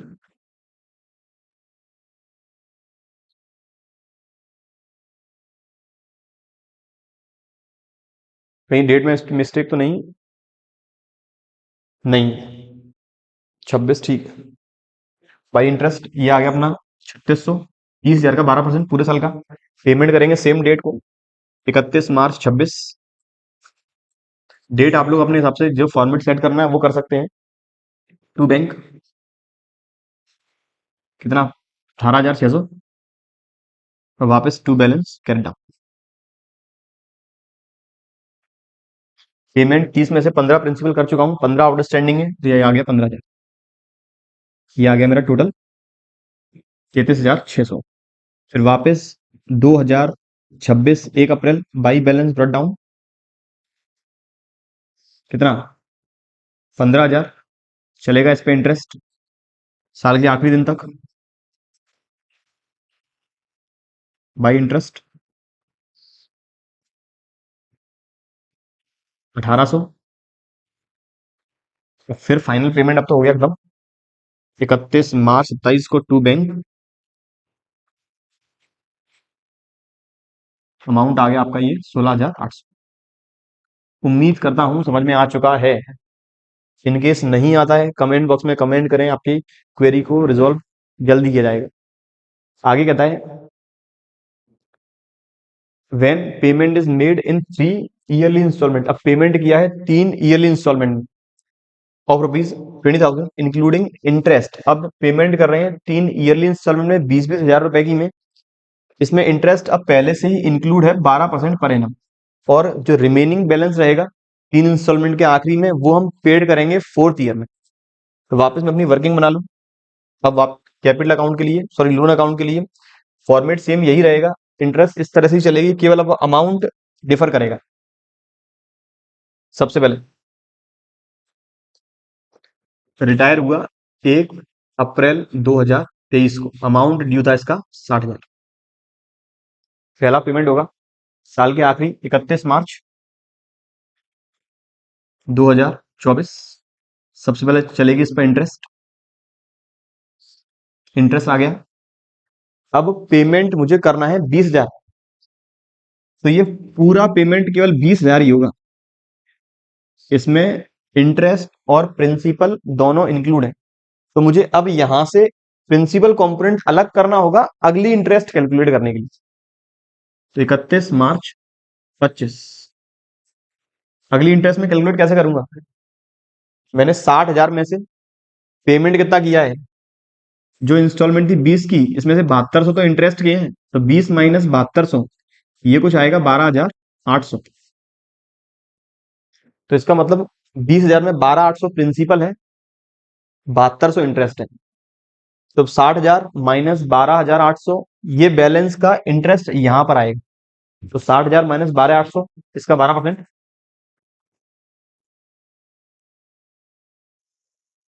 60,000 minus 12,800, इसका 12%, ये आ रहा है 5,664। ये आ रहा है 5,664 इंटरेस्ट। अब फिर वापस पेमेंट होगा 20,000, ये हो गया पेमेंट। अगला 31 मार्च 26 और 31 मार्च 27, 20,000 पेमेंट हुआ है। अब 20,000 प्रिंसिपल कितना है? 20,000 माइनस 5,664, ये प्रिंसिपल है 14,336। प्रिंसिपल पहले मेरे साथ 60,000, 12,800 मैंने पहले पेड किए, फिर मैंने पेड किया 14,336, अमाउंट रह गया 32,864। इस पर चलेगा 12% ब्याज। यह आया है 3, ये मेरा पेमेंट है 3944 इंटरेस्ट का। तो मेरा वापस प्रिंसिपल कॉम्पोनेंट देख लें कितना रह गया है, 60,000 माइनस 12,800 माइनस 14,336 माइनस 20,000 में से मैंने 3944 प्रिंसिपल कॉम्पोनेंट यहां पेड हुआ है 16056।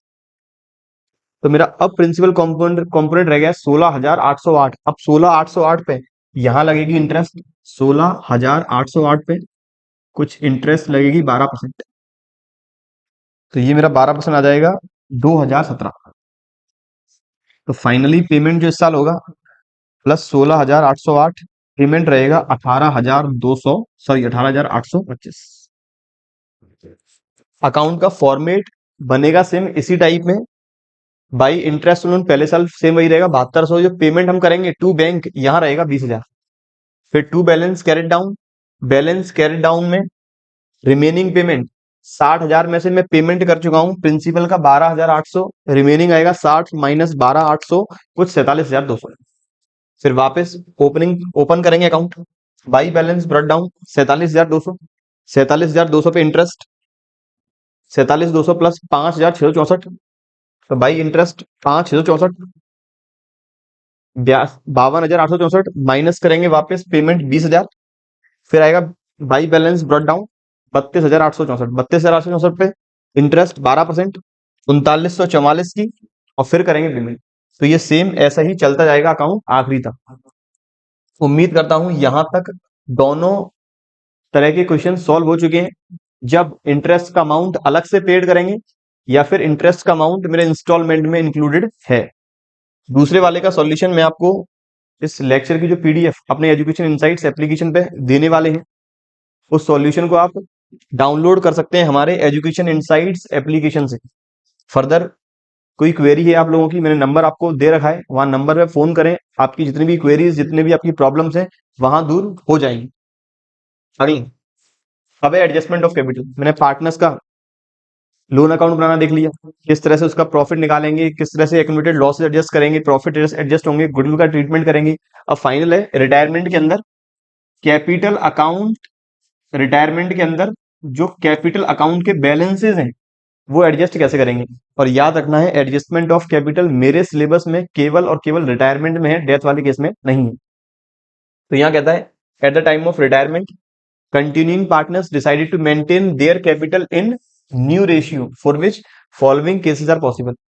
दो केसेस हैं जब कंटिन्यूइंग पार्टनर्स को कैपिटल एडजस्ट करनी है। पहला, जब जो कैपिटल रखनी है वो स्पेसिफाइड गिवन नहीं है, मतलब नई कैपिटल क्या रखनी है वो गिवन नहीं है। नई कैपिटल हमेशा ओल्ड कैपिटल के इक्विवेलेंट ही रहेगी, लेकिन वो नए रेशियो में आएगी। तो यह कहता है कौन कौन से स्टेप हमें फॉलो करने पड़ेंगे। तो पहला स्टेप, जो कंटिन्यूइंग पार्टनर्स हैं इनकी क्लोजिंग एडजस्टेड कैपिटल कैलकुलेट करना, वो भी इंडिविजुअली का मतलब अगर फर्म में 3 पार्टनर हैं, एक हो गया रिटायर, तो बाकी के दोनों पार्टनर की हमें क्लोजिंग कैपिटल निकालनी होगी अलग अलग, सारे एडजस्टमेंट करने के बाद। कौन कौन से एडजस्टमेंट? रिवैल्यूएशन वाला एडजस्टमेंट, गुडविल वाला एडजस्टमेंट, लॉसेस का, प्रॉफिट्स का, सारे एडजस्टमेंट। दूसरा स्टेप, जो हम पहले स्टेप में वैल्यू निकालेंगे उसे कंबाइंड करेंगे, मतलब टोटल करेंगे, प्लस अगर पार्टनर ने रिटायरिंग पार्टनर को पेमेंट किया है वो अमाउंट उसमें हमें प्लस और करना पड़ेगा यदि है तो। तीसरा स्टेप, ये जो कंबाइंड कैपिटल आई है स्टेप नंबर सेकंड में, ये हम डिवाइड करेंगे पार्टनर्स के नए रेशियो में, जिसे बोलेंगे capital is to be maintain. Fourth step, वापस भाई एक्सेस और डेफिसिट कैपिटल निकालनी है। स्टेप नंबर 1 जो इंडिविजुअल कैपिटल मैंने निकाली थी इसमें से माइनस करेंगे स्टेप नंबर 3। अगर वैल्यू आती है एक्सेस, पॉजिटिव वैल्यू आती है, पार्टनर्स विड्रॉ करेंगे कैश या फिर करंट अकाउंट के थ्रू। वैल्यू आती है नेगेटिव, पार्टनर और इंट्रोड्यूस करेंगे, क्योंकि एक्सेस कैपिटल का मतलब ये जो कैपिटल आ रही है और ये जो कैपिटल रखनी है। अगर कैपिटल आ रही है ज्यादा, रखनी है कम, तो पार्टनर जो एक्सेस कैपिटल है वो निकाल कर ले जाएगा, इधर थ्रू कैश और थ्रू करंट अकाउंट, अदरवाइज और पैसा लाना होगा। दूसरा केस, जब पार्टनर्स की कैपिटल स्पेसिफाइड हमें गिवन है, रखनी कितनी है नई कैपिटल, तो उस केस में पहला स्टेप सेम सेम वही, एडजस्टेड कैपिटल निकालनी होगी पार्टनर्स की इंडिविजुअली। दूसरा स्टेप, जो क्वेश्चन में कैपिटल गिवन है वही कैपिटल डिवाइड कर देंगे उनके नए रेशियो में। स्टेप नंबर थर्ड, एक्सेस और डेफिसिट कैपिटल को हम लोग कर लेंगे कैलकुलेट। अकाउंटिंग ट्रीटमेंट देखें, फिर क्वेश्चन देखेंगे ताकि और क्लियरिटी आ जाए। अकाउंटिंग ट्रीटमेंट कहता है एक्सेस कैपिटल जो भी रहेगी विड्रॉ करेंगे करंट या फिर कैपिटल, करंट या फिर कैश में। एंट्री होगी partners capital account debit to cash, current account through withdraw करनी है, partners capital account debit to partners current. Deficit capital है तो और इंट्रोड्यूस करनी होगी थ्रू कैश या फिर थ्रू करंट अकाउंट। नोट कहता है अगर करंट अकाउंट यहां मैंने एक्सेस कैपिटल वाले में एडजस्ट किया है तो ये करंट अकाउंट शो होगा लाइबिलिटी साइड में, याद रखना है मेजर ये बात। लेकिन डेफिसिट कैपिटल आ रही थी वो मुझे एडजस्ट करनी है करंट अकाउंट के थ्रू, तो ये करंट अकाउंट आएगा मेरा एसेट साइड में। बहुत जरूरी बात है ये, बिल्कुल याद रखनी पड़ेगी। अब बात करें क्वेश्चन। क्वेश्चन कहता है आशा, दीपा, लता 3 पार्टनर है, 3:2:1 में दीपा होगी रिटायर फॉर्म से after making all the adjustment relating to revaluation, goodwill, accumulated profits etcetera. Capital accounts of Asha and Lata shows a credit balance of 1,60,000 and 80,000। मुझे कंटिन्यूइंग पार्टनर्स की एडजस्टेड कैपिटल गिवन है, आशा और लता की जो आ रही है 1,60,000 और 80,000। It was decided to adjust the capital of Asha and Lata in their new profit sharing ratio। अब आशा और लता को कैपिटल एडजस्ट करनी है अपने नए प्रॉफिट शेयरिंग रेशियो में। यहां पर ये गिवन नहीं है नई कैपिटल कितनी रखनी है, तो केस मेरा ए वाला है। जब स्पेसिफाइड कैपिटल गिवन नहीं है, पहला स्टेप ये रहा मेरा, स्टेप नंबर 1। स्टेप 1, आशा की एक्चुअल कैपिटल, एडजस्टेड कैपिटल और लता की जो आ रही है 1,60,000 और 80,000। स्टेप नंबर 2,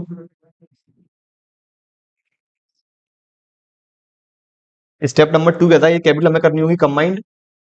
स्टेप नंबर 2, ये हम कर देंगे कैपिटल कंबाइंड, तो मेरा कैपिटल कंबाइंड हो गया 2,40,000। Combined capital 2,40,000। स्टेप नंबर 3, इस कंबाइंड कैपिटल को नए रेशियो में कर देंगे हम लोग डिवाइड। एक बात देख लें नया रेशियो कितना है, तो नया रेशियो ओल्ड था 3:2:1, आशा और लता का ओल्ड है 3:1। नया प्रॉफिट शेयरिंग रेशियो कहीं भी गिवन नहीं है, तो इस केस में इनका जो ओल्ड है 3:1, आशा और लता का 3:1, ये रहेगा न्यू। अब 2,40,000 मुझे बांटना होगा न्यू रेशियो में, तो आशा की कैपिटल जो रखनी है ये आएगी कुछ 1,80,000 और लता को कैपिटल रखनी होगी 60,000। ये आ गई capital is to be maintain. Step number 4 की वैल्यू, स्टेप 4, स्टेप 1 में से माइनस करेंगे स्टेप 3। तो आशा की कैपिटल आ रही थी 160, रखनी है 180, तो 20,000 रुपए आ रही है आशा की डेफिसिट कैपिटल। ये आ रही है डेफिशिएंसी ऑफ आशा। लता की कैपिटल आ रही थी 80, रखनी है 60, तो लता की आ रही है एक्सेस, एक्सेस ऑफ लता।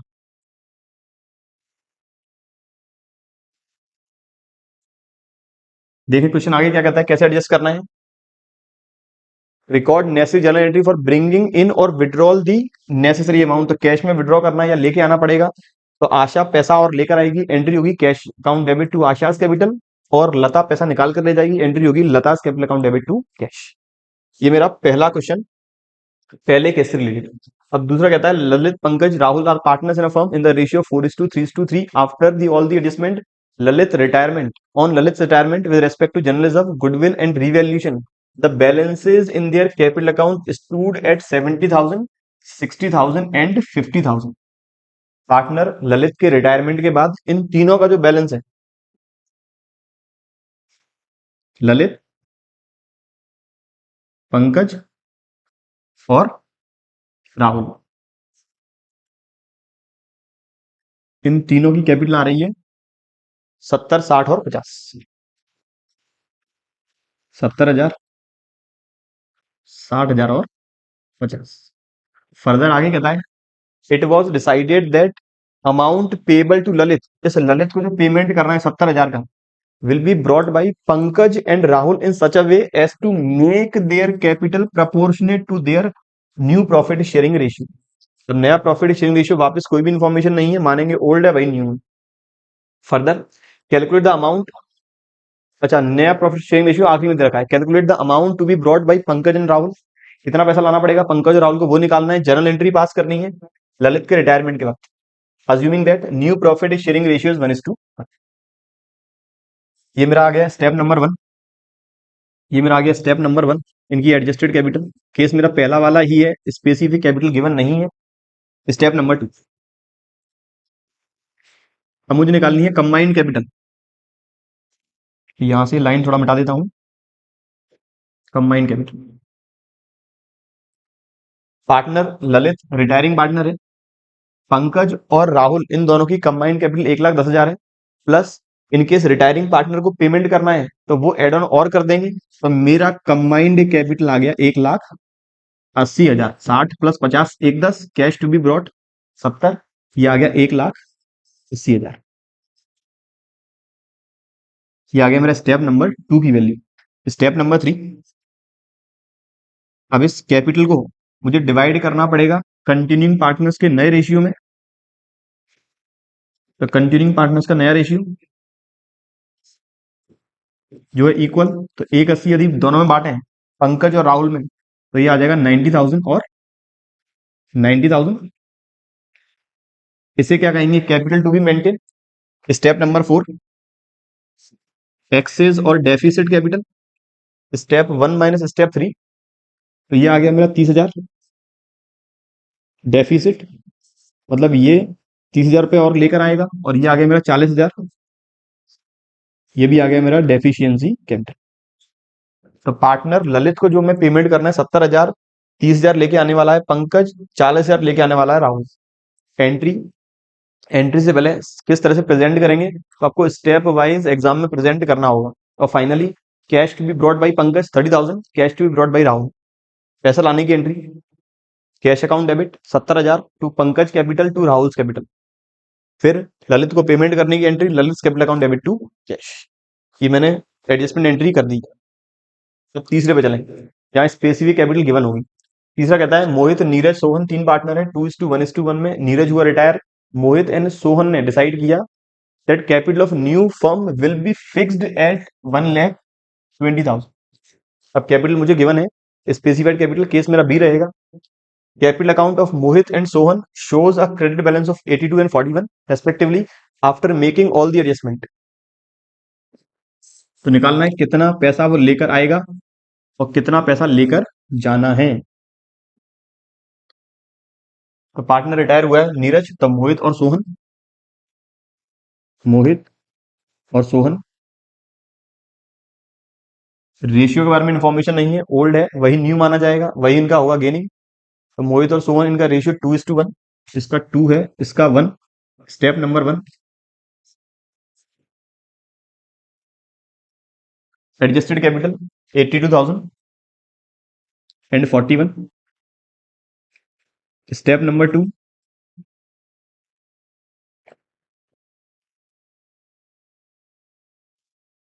जो कैपिटल हमें रखनी है वो डिवाइड करनी पड़ेगी इनके नए रेशियो में। रखनी है कैपिटल 1:20, 2:1 में, तो ये 80,000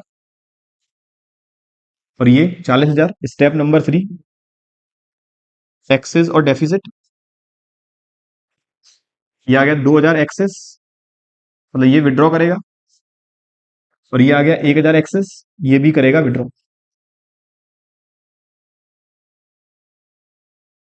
एंट्री पास करनी है। एंट्री होगी मोहित कैपिटल अकाउंट डेबिट 2 कैश 2,000 से और Sohan capital account debit 2 cash 1,000 से। ये था मेरा कैपिटल एडजस्ट किस तरह से होगी। आगे कहता है अब डेथ ऑफ द पार्टनर वाले केस में डिसीज्ड पार्टनर के अकाउंट को कैसे सेटल करेंगे। तो डिसीज पार्टनर का account settle same retiring partner जैसा होगा, बस डिफरेंस क्या है, रिटायरमेंट वाले केस में फर्म पेमेंट कर दी है पार्टनर को, लेकिन डेथ ऑफ द पार्टनर वाले केस में फर्म पेमेंट करेगी एग्जीक्यूटर को। तो पहली एंट्री जो रिटायरमेंट वाले में मैं कैपिटल अकाउंट से सीधा पेमेंट करता था कैश के थ्रू, या फिर करता था लोन में ट्रांसफर। यहां पर पहले कैपिटल को ट्रांसफर करना होगा retiring partner, sorry deceased partner के एग्जीक्यूटर या फिर लीगल रिप्रेजेंटेटिव अकाउंट में। फिर लीगल रिप्रेजेंटेटिव को फर्म के पास कैश है, पेमेंट कर देंगे, कैश नहीं है लोन में कर देंगे transfer, partly cash partly loan, तो फिर उसके अकॉर्डिंग चलेगा। तो अगर deceased partner account is settled by transferring balance of capital account after all the adjustment to its executor या फिर legal representative account. After that a firm है sufficient fund, firm के पास पैसा है, कैश में पेड कर दे, otherwise legal representative loan account में ट्रांसफर कर दे। तीसरा ऑप्शन भी है partly in cash partly in the loan account. Counting entry क्या होगी, सबसे पहले डिसीज्ड पार्टनर के क्लेम को लीगल रिप्रेजेंटेटिव अकाउंट में ट्रांसफर करने की entry, deceased partners capital account debit to deceased partner legal representative account. फिर लीगल रिप्रेजेंटेटिव को कैश पेड करना है तो legal representative account debit to cash, loan में ट्रांसफर करना है तो legal representative to representative loan, partly cash partly loan तो legal representative account debit to cash to loan. अगर लोन में हमें ट्रांसफर किया है उसका इंटरेस्ट वापस चलेगा, इंटरेस्ट की entry interest on loan account debit to legal representative loan account, और फिर इंस्टॉलमेंट का हर ईयर पेमेंट करते रहेंगे तो legal representative loan account debit to bank. पूरी प्रोसीजर सेम वही है, बस डिफरेंस कहाँ है, पार्टनर की जगह लीगल रिप्रेजेंटेटिव को पेमेंट करना है, और पहली वाली एंट्री डिसीज्ड पार्टनर से डिसीज्ड पार्टनर के लोन अकाउंट में एंट्री, या फिर डिसीज्ड पार्टनर के लीगल रिप्रेजेंटेटिव अकाउंट में हमें अमाउंट करना होगा ट्रांसफर। अब नोट क्या कहता है, नोट वापस भाई डेट का कॉलम याद रखना है। इंटरेस्ट की एंट्री बार बार होगी जब तक पेमेंट फाइनली नहीं होता है। इंटरेस्ट की रेट गिवन नहीं है, 6% पर एनम मान लेंगे, और इंटरेस्ट कैलकुलेट करेंगे सिंपल इंटरेस्ट मेथड से। अब देखें क्वेश्चन, पुनीत पंकज पम्मी 3 पार्टनर है, प्रॉफिट शेयरिंग रेशियो उनका है 2:2:1 रेस्पेक्टिवली। बैलेंस शीट हमें गिवन है, बैलेंस शीट में 31 मार्च 2019 की बैलेंस शीट दे रखी है। क्रेडिटर्स है, कैपिटल है तीनों पार्टनर्स की, cash at bank, goodwill, debtors, investment, furniture, further reserve है, P&L एप्रोप्रिएशन, मतलब कुछ अमाउंट का प्रॉफिट जो फॉर्म ने नहीं बांटा, हो सकता है लास्ट ईयर का हो या हो सकता है कुछ ईयर्स का कलेक्टिव हो। फिर एडवर्टीजमेंट सस्पेंस एसेट साइड में, तो मेरा कैपिटल में सॉरी बैलेंस शीट में एक तो गुडविल, ये मुझे राइट ऑफ करनी होगी। क्वेश्चन पढ़ने के साथ साथ ही दिमाग चलना चालू हो जाना चाहिए कि कौन से आइटम हमें राइट ऑफ करने हैं, कौन सा अमाउंट डिस्ट्रीब्यूट करना है। एडवर्टीजमेंट ये हमें राइट ऑफ करना होगा, इसके अलावा रिजर्व ये बांटना होगा, इसके अलावा प्रोविजन P&L एप्रोप्रिएशन ये भी हमें करना होगा डिस्ट्रीब्यूट। एक बात और, एग्जाम में यदि डिसीज्ड डेथ ऑफ पार्टनर वाला केस आता है तो वहां पर मुझे डिसीज्ड पार्टनर का ही केवल कैपिटल अकाउंट बनाना होगा, केवल और केवल डिसीज्ड पार्टनर का कैपिटल अकाउंट। लेकिन रिटायरमेंट वाला आता है तो वहां पर मुझे full flashed revaluation partners capital balance sheet बनानी होगी। डिसीज्ड पार्टनर वाले केस में अगर एसेट्स और लाइबिलिटीज के रिवैल्यूएशन करने हैं तो रिवैल्यूएशन अकाउंट बनाना होगा प्लस केवल डिसीज्ड पार्टनर कैपिटल अकाउंट। आगे कहता है पम्मी की डेथ हो गई 30 सितंबर 2019 को, बैलेंस शीट दे रखी है 31 मार्च 2019 की, मतलब डेथ हुई है 6 मंथ्स के बाद। आगे कहता है पार्टनरशिप डीड के अकॉर्डिंग डिसीज्ड पार्टनर को उसके हिस्से का प्रॉफिट मिलेगा up to the date of death calculated on the basis of previous year profit. Deceased partner को उसके हिस्से का प्रॉफिट मिलेगा पिछले साल के प्रॉफिट के बेसिस पर। डिसीज पार्टनर को मिलेगी share of goodwill on the basis of 3 years purchase of average profit of last 4 years. Goodwill की वैल्यू निकालनी है, पिछले 4 साल करेंगे एवरेज, मल्टीप्लाई करेंगे 3 का, आ जाएगी फर्म की गुडविल, मल्टीप्लाई करेंगे रेस्पेक्टिव पार्टनर के शेयर का, उसकी गुडविल आ जाएगी। प्रॉफिट पिछले 4 साल के हमें गिवन। आगे कहता है पम्मी की ड्रॉइंग्स दे रखी है कुछ 10,000 up to the date of death. Interest on capital allow करनी है पम्मी को 12%, ये करेंगे टाइम वाइज तो 6 महीने के लिए। और फर्म के पास पैसा है कुछ, फर्म एग्जीक्यूटर को पेमेंट करने के लिए रेडी है 15,400, रिमेनिंग पेमेंट वो करेंगे 4 इक्वल ईयरली इंस्टॉलमेंट में with interest at the rate of 12% per annum on outstanding balance. तो जो लोन अकाउंट बनेगा सेम पहले मैंने बताया वैसा ही बनना है। क्वेश्चन की डिमांड क्या है, पम्मीज कैपिटल और पम्मीज के एग्जीक्यूटर को हमें करना है सेटल। मैं बना रहा हूं पम्मीज कैपिटल अकाउंट, इसका जो फाइनल अमाउंट रहेगा वो ट्रांसफर करेंगे इसके एग्जीक्यूटर में। तो ये आ गया पम्मीज कैपिटल अकाउंट।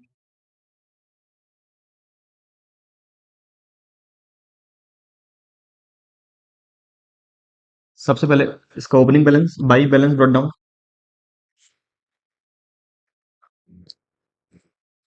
पम्मी की कैपिटल का बैलेंस 40,000, इनका रेशियो है पम्मी का 1/5, ठीक है 40,000। तो by reserve, by profit and loss appropriation, जो अमाउंट हमें बांटनी है और जो मुझे राइट ऑफ करने हैं to goodwill, to deferred revenue expenditure,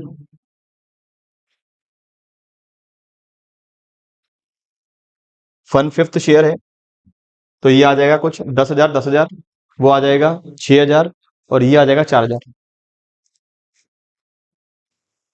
ये आ गया 10,000, एक बार क्रॉस कैलकुलेशन और कर लेंगे बाद में। ये आ जाएगा 6,000 और ये आ जाएगा 4,000। 10 10 6 और 4 बिल्कुल सही। कोई भी एसेट्स और लायबिलिटी का रिवैल्यूएशन नहीं हो रहा, रिवैल्यूएशन करने की रिक्वायरमेंट नहीं है। अब मुझे पम्मी का शेयर ऑफ प्रॉफिट निकालना है। तो बच्चों यहाँ पर रिटायरमेंट डेथ वाले केस में केवल एक पार्टनर का कैपिटल अकाउंट बनाना है। उस केस में या तो मैं गुडविल और प्रॉफिट की नेट एडजस्टमेंट एंट्री करूं या फिर डायरेक्ट लिख दूं by share of goodwill and by share of profit. क्योंकि अगर रिटायरमेंट वाला केस होता है, अगर मुझे सारे पार्टनर के कैपिटल अकाउंट बनाने हैं तब तो मुझे काउंटर एंट्री दोनों साइड करनी पड़ेगी। अगर एक का ही मैं अकाउंट बना रहा हूं तब काउंटर एंट्री करने की रिक्वायरमेंट नहीं है, तो मैं direct by share of profit by share of goodwill लिख सकता हूं। तो मुझे निकालना है शेयर ऑफ प्रॉफिट, और प्रॉफिट तो यहाँ पर रेशियो चेंज हुआ ही नहीं है तो पीएनएल सस्पेंस अकाउंट के थ्रू मिलेगा। प्रॉफिट निकालना कैसे है, प्रॉफिट निकालना है पिछले साल के प्रॉफिट के बेसिस पर। डेथ हुई है 2019-20 में कुछ 30 सितंबर को, बिल्कुल। तो पिछला जस्ट ईयर कौन सा हुआ, करंट ईयर है 19-20, इससे पिछला साल है 18-19। तो 18-19 का पकड़ लेंगे प्रॉफिट, 18-19 का प्रॉफिट का है वो 30,000, ये 30,000 पूरे साल का है। टाइम मेथड लगेगा, profit of last year multiply by time upon 12 और मल्टीप्लाई बाई पम्मी का शेयर। तो ये आ गया इसका प्रॉफिट 3,000, पम्मी का शेयर ऑफ प्रॉफिट। पम्मी को मिलेगा गुडविल तो by share of goodwill, otherwise ratio given नहीं है, बाकी दोनों पार्टनर्स ही कंट्रीब्यूट करेंगे गुडविल के लिए। By share of goodwill, goodwill निकालनी है पिछले 4 साल के एवरेज प्रॉफिट में 3 का मल्टीप्लाई करने के बाद। तो पिछले 4 साल का एवरेज प्रॉफिट 15-16-80, 50 31, 31 और 40 170, 170 और 30 2 lakh, 2 lakh divide by 4 50,000, 50,000 into 3 1.5 lakh, goodwill आगे 1.5 लाख। सर क्या गुडविल की वैल्यूएशन हमें अलग से करनी होगी, तो आप लोग चाहें तो इसके लिए वर्किंग नोट बना सकते हैं कि गुडविल की लिमिट कैसे निकाली। फॉर्मूला लगाया average profit multiply by number of year purchase, average profit कैसे आया, summation of profits divide by number of years. Summation of profit आया था 2 लाख, एवरेज प्रॉफिट आया 50,000, गुणा किया 3 का, गुड लाइक 1.5 लाख। 1.5 लाख या ये फर्म की पम्मी का शेयर है 1/5, तो ये आ गई शेयर ऑफ गुडविल 30,000। अब देख ले मैंने कौन कौन से एडजस्टमेंट कर लिए हैं। मैंने प्रॉफिट वाला कर दिया है, गुडविल वाला मैंने कर दिया है। अब ड्रॉइंग्स, उसकी ड्रॉइंग्स है 10,000 डेट ऑफ डेथ तक की, तो यहाँ पे आ जाएगा टू ड्रॉइंग्स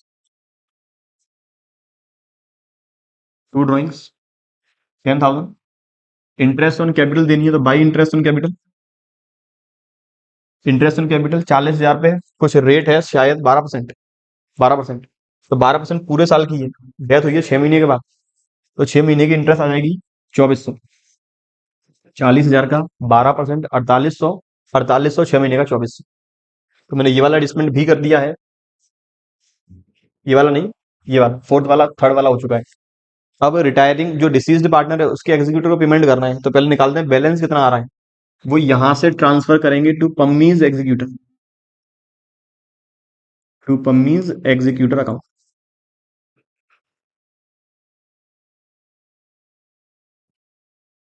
ये आ गया 40, 50, 60, 90, और ये आ गया 95,400, 95,400 माइनस 20, ये आ गया 75,400।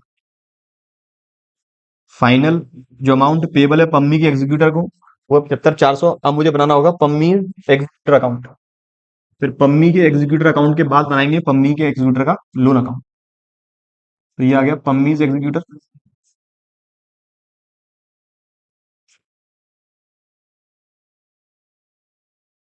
By पम्मीज capital 75,400। तुरंत पेमेंट करना है कैश में, तो टू कैश 15,400, बाकी का ट्रांसफर करेंगे उसके लोन अकाउंट में, तो to executor loan account, executor's loan account entry हुई है Pammi's executor account debit to cash to Pammi's executor loan 60,000।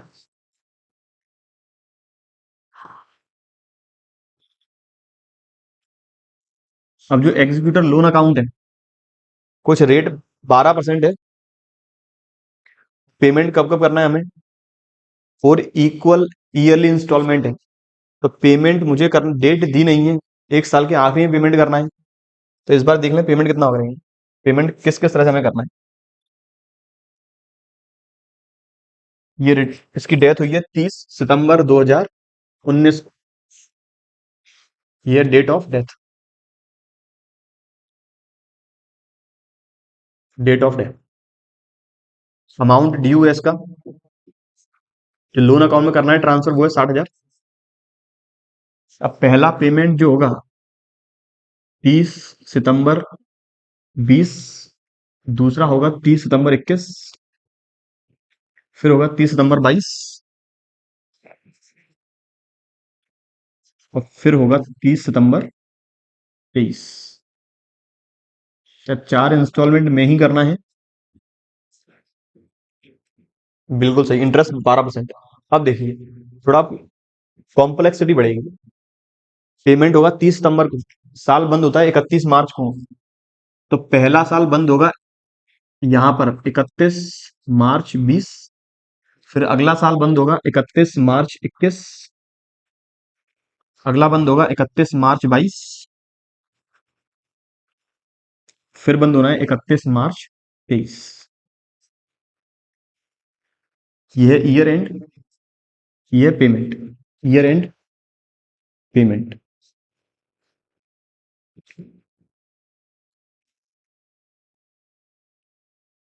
सबसे पहले 60,000 रुपए पे साल के आखिरी तक इंटरेस्ट लगानी है, तो 60,000 का 12%, 7200, ये आ गई इंटरेस्ट 3600, पहले 6 महीने की, फिर वापस अभी 6 महीने के बाद पेमेंट है, इंटरेस्ट और लगनी है 3600 रुपए।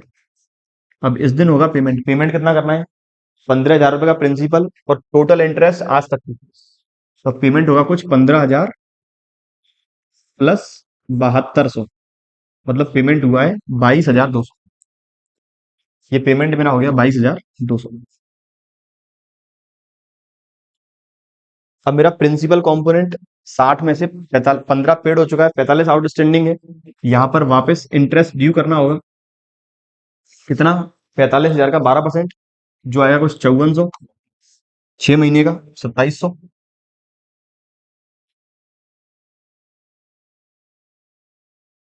2700। अब यहाँ पर डेट ऑफ पेमेंट पहले करना होगा इंटरेस्ट ड्यू 2700। अब करेंगे पेमेंट 15,000 प्रिंसिपल कंपोनेंट, 27 और 27 5,400 इंटरेस्ट के, मतलब पेमेंट टोटल 20,400। पेमेंट जो मैंने पहले क्वेश्चन किया था उतना ही हो रहा है, रीजन है सिंपल इंटरेस्ट। अगर मेथड होता कंपाउंड इंटरेस्ट, पेमेंट कुछ चेंज होता। यहाँ पर सिंपल इंटरेस्ट है, पेमेंट उतना ही होना है, लेकिन एंट्री बढ़ जाएंगी थोड़ी। अब वापस यहाँ पर इंटरेस्ट ड्यू करेंगे, कितना प्रिंसिपल पेड कर चुके हैं 30,000, 30,000 पे इंटरेस्ट ड्यू और करेंगे 12% 6 महीने का, कुछ 1800। यहाँ पर वापस 1800 इंटरेस्ट 6 महीने का, और पेमेंट होगा 15,000 प्लस 3600, 18,600। अब प्रिंसिपल कॉम्पोनेंट रहेगा 15,000, इंटरेस्ट ड्यू 15,000 का 12% 6 महीने का, वो आएगा 900। यहाँ पर वापस पहले 900 रुपये इंटरेस्ट, अब पेमेंट होगा 16,800। इस तरह से पेमेंट होगा इस वाले केस में। एंट्री की बात करें, लोन अकाउंट की बात करें, सबसे पहले बाई पम्मीज एग्जीक्यूटर लोन अकाउंट में, डेट 30 सितंबर 2019, साल के आखिर 31 मार्च को बाई इंटरेस्ट 3600 रुपए, फिर अकाउंट बंद होगा to balance carried down 60,000 plus 3600 63,600, कुछ इस तरह से। ये क्विक देख भी लें, इनकेस पूरा सॉल्यूशन आप लोगों को चाहिए, पूरा वीडियो का कंटेंट चाहिए, हमारे एजुकेशन इनसाइट्स एप्लीकेशन पे सब कुछ अवेलेबल है। एग्जीक्यूटर्स लोन अकाउंट,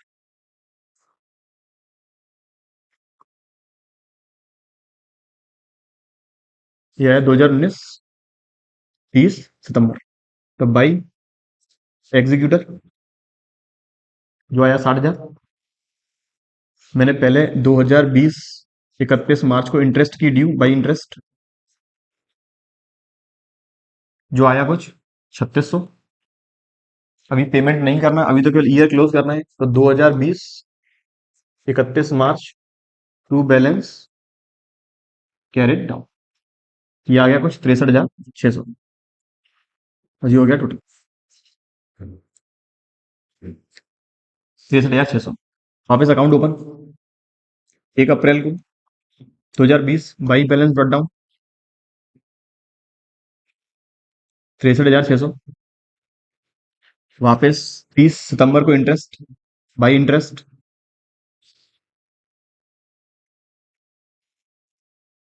3600, इसी दिन करेंगे पेमेंट 30 सितंबर को ही टू बैंक, पेमेंट होगा 27,200, सॉरी 22,200, 15,000 प्लस 7200, बिल्कुल। अब फिर यहां पर 2021 31 मार्च को इंटरेस्ट वापस ड्यू करेंगे बाई इंटरेस्ट। अब कितना, 45,000 पे 12% 6 महीने का, वो आएगा 2700। अब आउटस्टैंडिंग अमाउंट कितना है, मैंने 3600 3600 7200 की ब्याज पूरी पेड कर दी है, 60 में से पेड कर दिया 15, तो 45,000 वो रह गया है, 2700 ये रह गया है। तो मेरा अमाउंट आउटस्टैंडिंग अब है 47,700।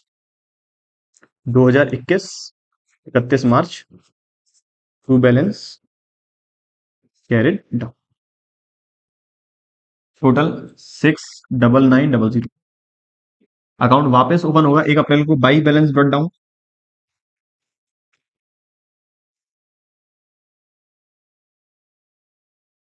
47,700।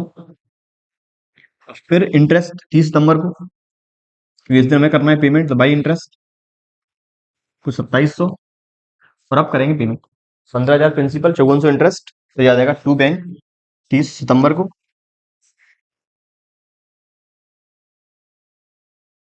30,400। अब ये अकाउंट ऐसे ही चलता रहेगा बार बार। कब तक जाएगा ये अकाउंट आखिरी जाएगा 30 सितंबर 2023 तक। ये बात थी पम्मीज एग्जीक्यूटर अकाउंट और Pammi's capital account, Pammi's executor loan account की। अब बात करें क्वेश्चन नंबर आखिरी जो है रिटायरमेंट से कंसर्न। आखिरी क्वेश्चन कहता है नारंग सूरी बजाज तीन पार्टनर है फर्म में, रेशियो है 1/2, 1/6, 1/3। मतलब रेशियो पहले कर लें कितना आ रहा है, एलसीएम 6, 3:1:, बैलेंस शीट गिवन है, BP creditor reserve capital, freehold premises, machine stock debtor और कैश। आगे कहता है बजाज रिटायर हुआ फर्म से, इस दिन फ्री होल्ड प्रॉपर्टी की वैल्यू और स्टॉक की वैल्यू बढ़नी है 20 और 15% रेस्पेक्टिवली, मशीन और फर्नीचर की वैल्यू कम करनी है 10 और 7% से, फर्दर बेड डेट्स इंक्रीज करनी है 1500 रुपए से, 1500 रुपए तक, गुडविल की वैल्यू आई है 21,000 बजाज के रिटायरमेंट वाले दिन, और फिर हमें पार्टनर्स की कैपिटल एडजस्ट करनी है नए प्रॉफिट शेयरिंग रेशियो में, सरप्लस और डेफिसिट जो भी रहेगा वो एडजस्ट करना है हमें करंट अकाउंट के थ्रू। क्वेश्चन की डिमांड क्या है, डिमांड है नेसेसरी लेजर अकाउंट्स मतलब रिवैल्यूएशन, पार्टनर्स कैपिटल और बैलेंस शीट। तो रिक्वायरमेंट है पहला रिवैल्यूएशन, रिवैल्यूएशन अकाउंट,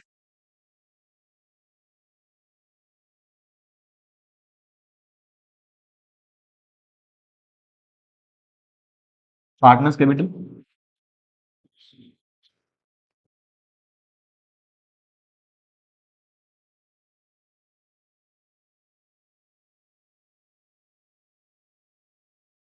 और बैलेंस शीट।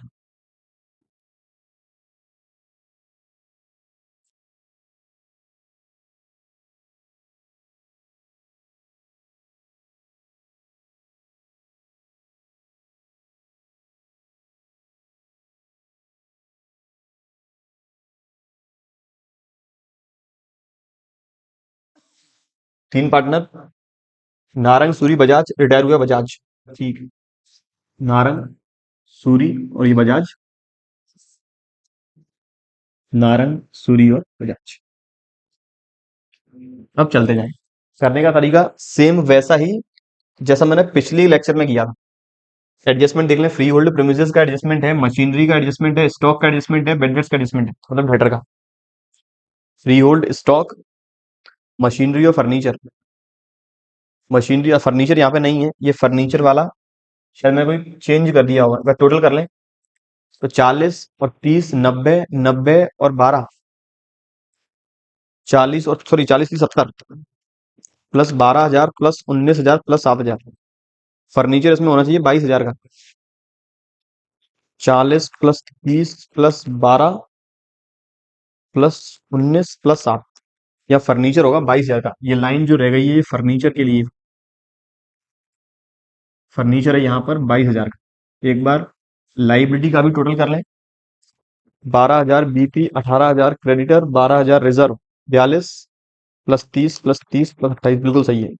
तो फर्नीचर का एडजस्टमेंट है, इसका भी एडजस्टमेंट है, फ्री होल्ड प्रीमिसेस का भी है, स्टॉक का भी है, मशीनरी का भी है, प्रोविजनल बेड डेट्स का भी है।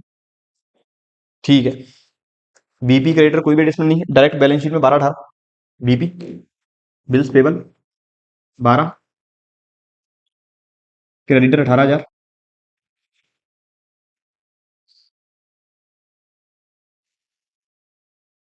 इसके बाद रिजर्व पार्टनर्स में डिवाइड करेंगे, 12,000 3 1 2 में, तो ये आ जाएगा 6,000 2,000 4,000, और कैपिटल 30 30 28। भाई बैलेंस ब्रॉट डाउन, 30,000, 30,000, 28,000, भाई रिजर्व 6,000, 2,000 और 4,000।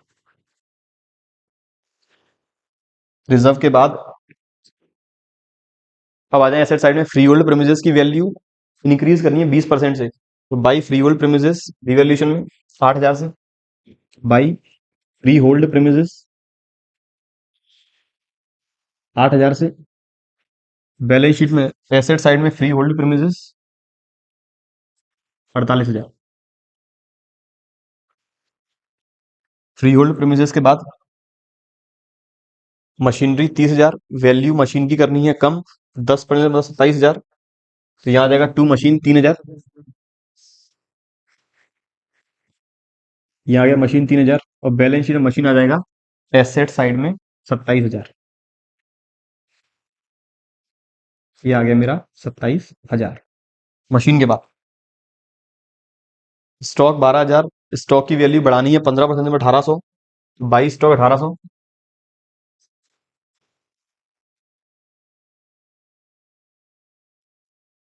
बैलेंस शीट में स्टॉक 13,800।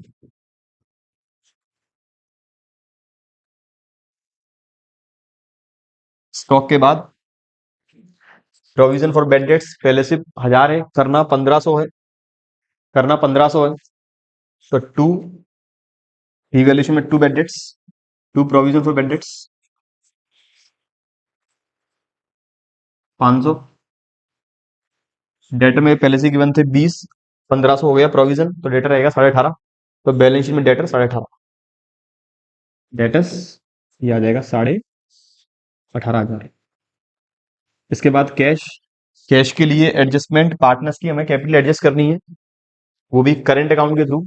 तो जो पार्टनर है बजाज, जो हुआ है रिटायर, इसके लिए हम अपने पास कैश यदि होता है सफिशियंट तो पेड करेंगे, अगर इनसफिशियंट कैश है तो पूरा लोन में ट्रांसफर करेंगे। तो मुझे लगता नहीं है बजाज के लाइक अपने पास कैश होगा। कैश सीधा बैलेंस शीट में 7,000। फर्नीचर जो है 22,000। और फर्नीचर की वैल्यू कुछ कम हुई है, बढ़ रही है फर्नीचर की वैल्यू। फर्नीचर की वैल्यू 7% से कम हो रही है। तो 22,000 का 7% 1540। तो यहाँ आ जाएगा टू फर्नीचर 1540। और बैलेंस शीट में फर्नीचर 20,460। 20,460। ये मैंने ऑलमोस्ट सारे एडजस्टमेंट बैलेंस शीट वाले तो कर दिए, सारे आइटम हो चुके हैं। अब मैंने ये दोनों एडजस्टमेंट कर लिए। बेडेड साल हो चुका है गुडविल का। गुडविल 21,000 है। हुआ बजाज रिटायर है, नया पार्टनर का कंटिन्यूइंग पार्टनर्स का रेशियो गिवन नहीं है। तो बजाज का शेयर जो है 1/3 या फिर 2/6, इसे गुडविल मिलनी है 7,000 की। ये कंट्रीब्यूट करेंगे ये दोनों पार्टनर 3:1 में। तो 7,000 डिवाइड बाई 4 × 3, तो ये आएगा 5,250। गुडविल लाने की एंट्री में कर देता हूँ। एंट्री होनी है बजाज का अकाउंट डेबिट, सॉरी बजाज का अकाउंट क्रेडिट 7,000 से। और बाकी दोनों पार्टनर्स होने हैं डेबिट, नारंग और सूरी, ये होने हैं दोनों डेबिट। 3:1 है रेशियो। 5250 और 1750। काउंटर एंट्री हमें करनी पड़ेगी। काउंटर एंट्री में याद रखें, काउंटर एंट्री में गलती ना हो। बजाज का अकाउंट बढ़ाना है, ये कौन कंट्रीब्यूट करेगा? नारंग एंड सूरी। तो बजाज का account by Narang and Suri 7,000। पर इन दोनों के अकाउंट को मुझे करना होगा कम, 7,000। टू बजाज कैपिटल अकाउंट 5250 और 1750। ये मैंने कर दिया गुडविल का एडजस्टमेंट। गुडविल के अलावा और कोई एडजस्टमेंट नहीं है, केवल एडजस्टमेंट है आखिरी। कैपिटल हमें करनी है एडजस्ट नए प्रॉफिट शेयरिंग रेशियो में। पहले ये अकाउंट करते हैं बंद, जो मेरा रिवैल्यूएशन है। ये आ गया 9,800। तो 9,800 माइनस 3,500 माइनस 1,540, ये आ रहा है 4,760। टू पार्टनर्स कैपिटल तीनों में डिवाइड करेंगे इनके ओल्ड शेयर में, डिवाइड बाई 6। बिल्कुल 6 मल्टीप्लाई बाई 3। ये आ रहा है पहला पार्टनर नारंग, बजाज और सूरी 2380।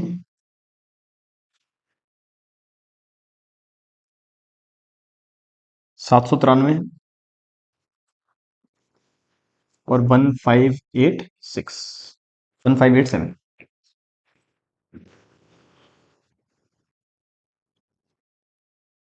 ये थोड़ा, ये बजाज, बजाज पार्टनर नीचे आएगा और ये आएगा ऊपर। तो बाई रिवैल्यूएशन 2350, 2380,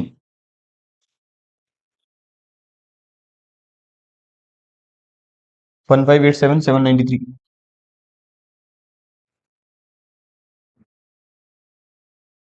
1587 एंड 790।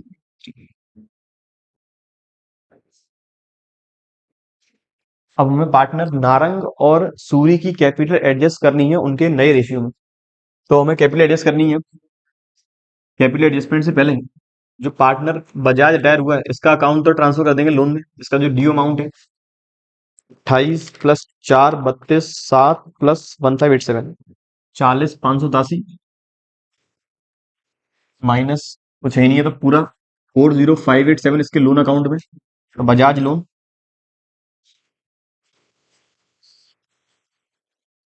40,587 और उन दोनों की अब मुझे रखनी होगी बैलेंस नए रेशियो में। उनका बैलेंस में कितना आ रहा है 36+2380 ये आ रहा है 38,380 और ये बैलेंस कुछ डेसिमल में आ रहा है, कोई दिक्कत नहीं है 32793। तो मैं कैपिटल 38,380 दूसरे की आ रही है 31,043 जो इनकी एक्चुअल एडजस्टेड कैपिटल आ रही है। अब पहले पार्टनर की ये आ रही है 33,130 ये इनकी आ रही है एक्चुअल एडजस्टेड कैपिटल। दोनों की कर लें कंबाइंड। कंबाइंड आ गई 64,173। ये डिवाइड करना पड़ेगा इनके नए रेशियो में। नया रेशियो सेम वही रहेगा जो ओल्ड है जो है 3:1। तो डिवाइड बाई 4 मल्टीप्लाई बाई 3 इसकी आ रही है 48129 और 16043। तो ये पूरा राउंड ऑफ 48130 हो जाएगा। टू बैलेंस कैरी डाउन 48130 और इसका आ जाएगा 16043। इतनी इतनी कैपिटल रखनी है। तो पार्टनर जो नारंग है इसे एडिशनल कैपिटल और लानी पड़ेगी। करंट अकाउंट के थ्रू लेके आएगा तो बाई करंट इसे एडिशनल कैपिटल लानी पड़ेगी 48,130 ये रखनी है। आ रही है कैपिटल 33,130 15,000 रुपए और यहाँ पर टोटल आ जाएगा कुछ 43,130 और पार्टनर सूरी को इसकी आ रही थी 31,043 ये ले जाएगा 15,000 तो टू करंट ये आ गया मेरा 15। बैलेंस शीट में लाइबिलिटी साइड में कैपिटल नारंग सूरी 48,130 और 16,043। करंट अकाउंट सूरी का सूरीज करंट 15,000 और नारंग्स करंट वापस ये भी आ गया मेरा 15,000। अब लगा दें total 12,000 plus 18,000 plus 40,587 plus 48,130 plus 16,043 plus 15,000 ये आ रहा है 1,49,760 ये आ रहा है 1,49,760 लाइबिलिटी का और एसेट का 48 प्लस 27 प्लस 13,800 18,500 17,000 20,460 प्लस 15,000 1,49,760। ये बात थी अपने आखिरी क्वेश्चन की। उम्मीद करता हूँ सारे क्वेश्चंस डिटेल में कवर हो चुके हैं। उम्मीद करता हूँ सारे क्वेश्चंस समझ में आ चुके हैं। अगर आपको पूरा लेक्चर का कंटेंट का पीडीएफ चाहिए पीडीएफ आप लोग डाउनलोड कर सकते हैं हमारे एजुकेशन इनसाइट्स ऐप से। इनकेस कोई और दिक्कत है किसी सॉल्यूशन में दिक्कत आई कोई टॉपिक समझ में नहीं आया कमेंट बॉक्स में कमेंट जरूर करें। मैं आपके प्रॉब्लम को सॉल्व करने की जरूर कोशिश करूंगा। ऐसे रिलेटेड टॉपिक्स डिस्कस करने वाले अपने अगले लेक्चर्स में। तब तक पढ़ते रहिए और बने रहिए हमारे यूट्यूब चैनल के साथ। Thank you.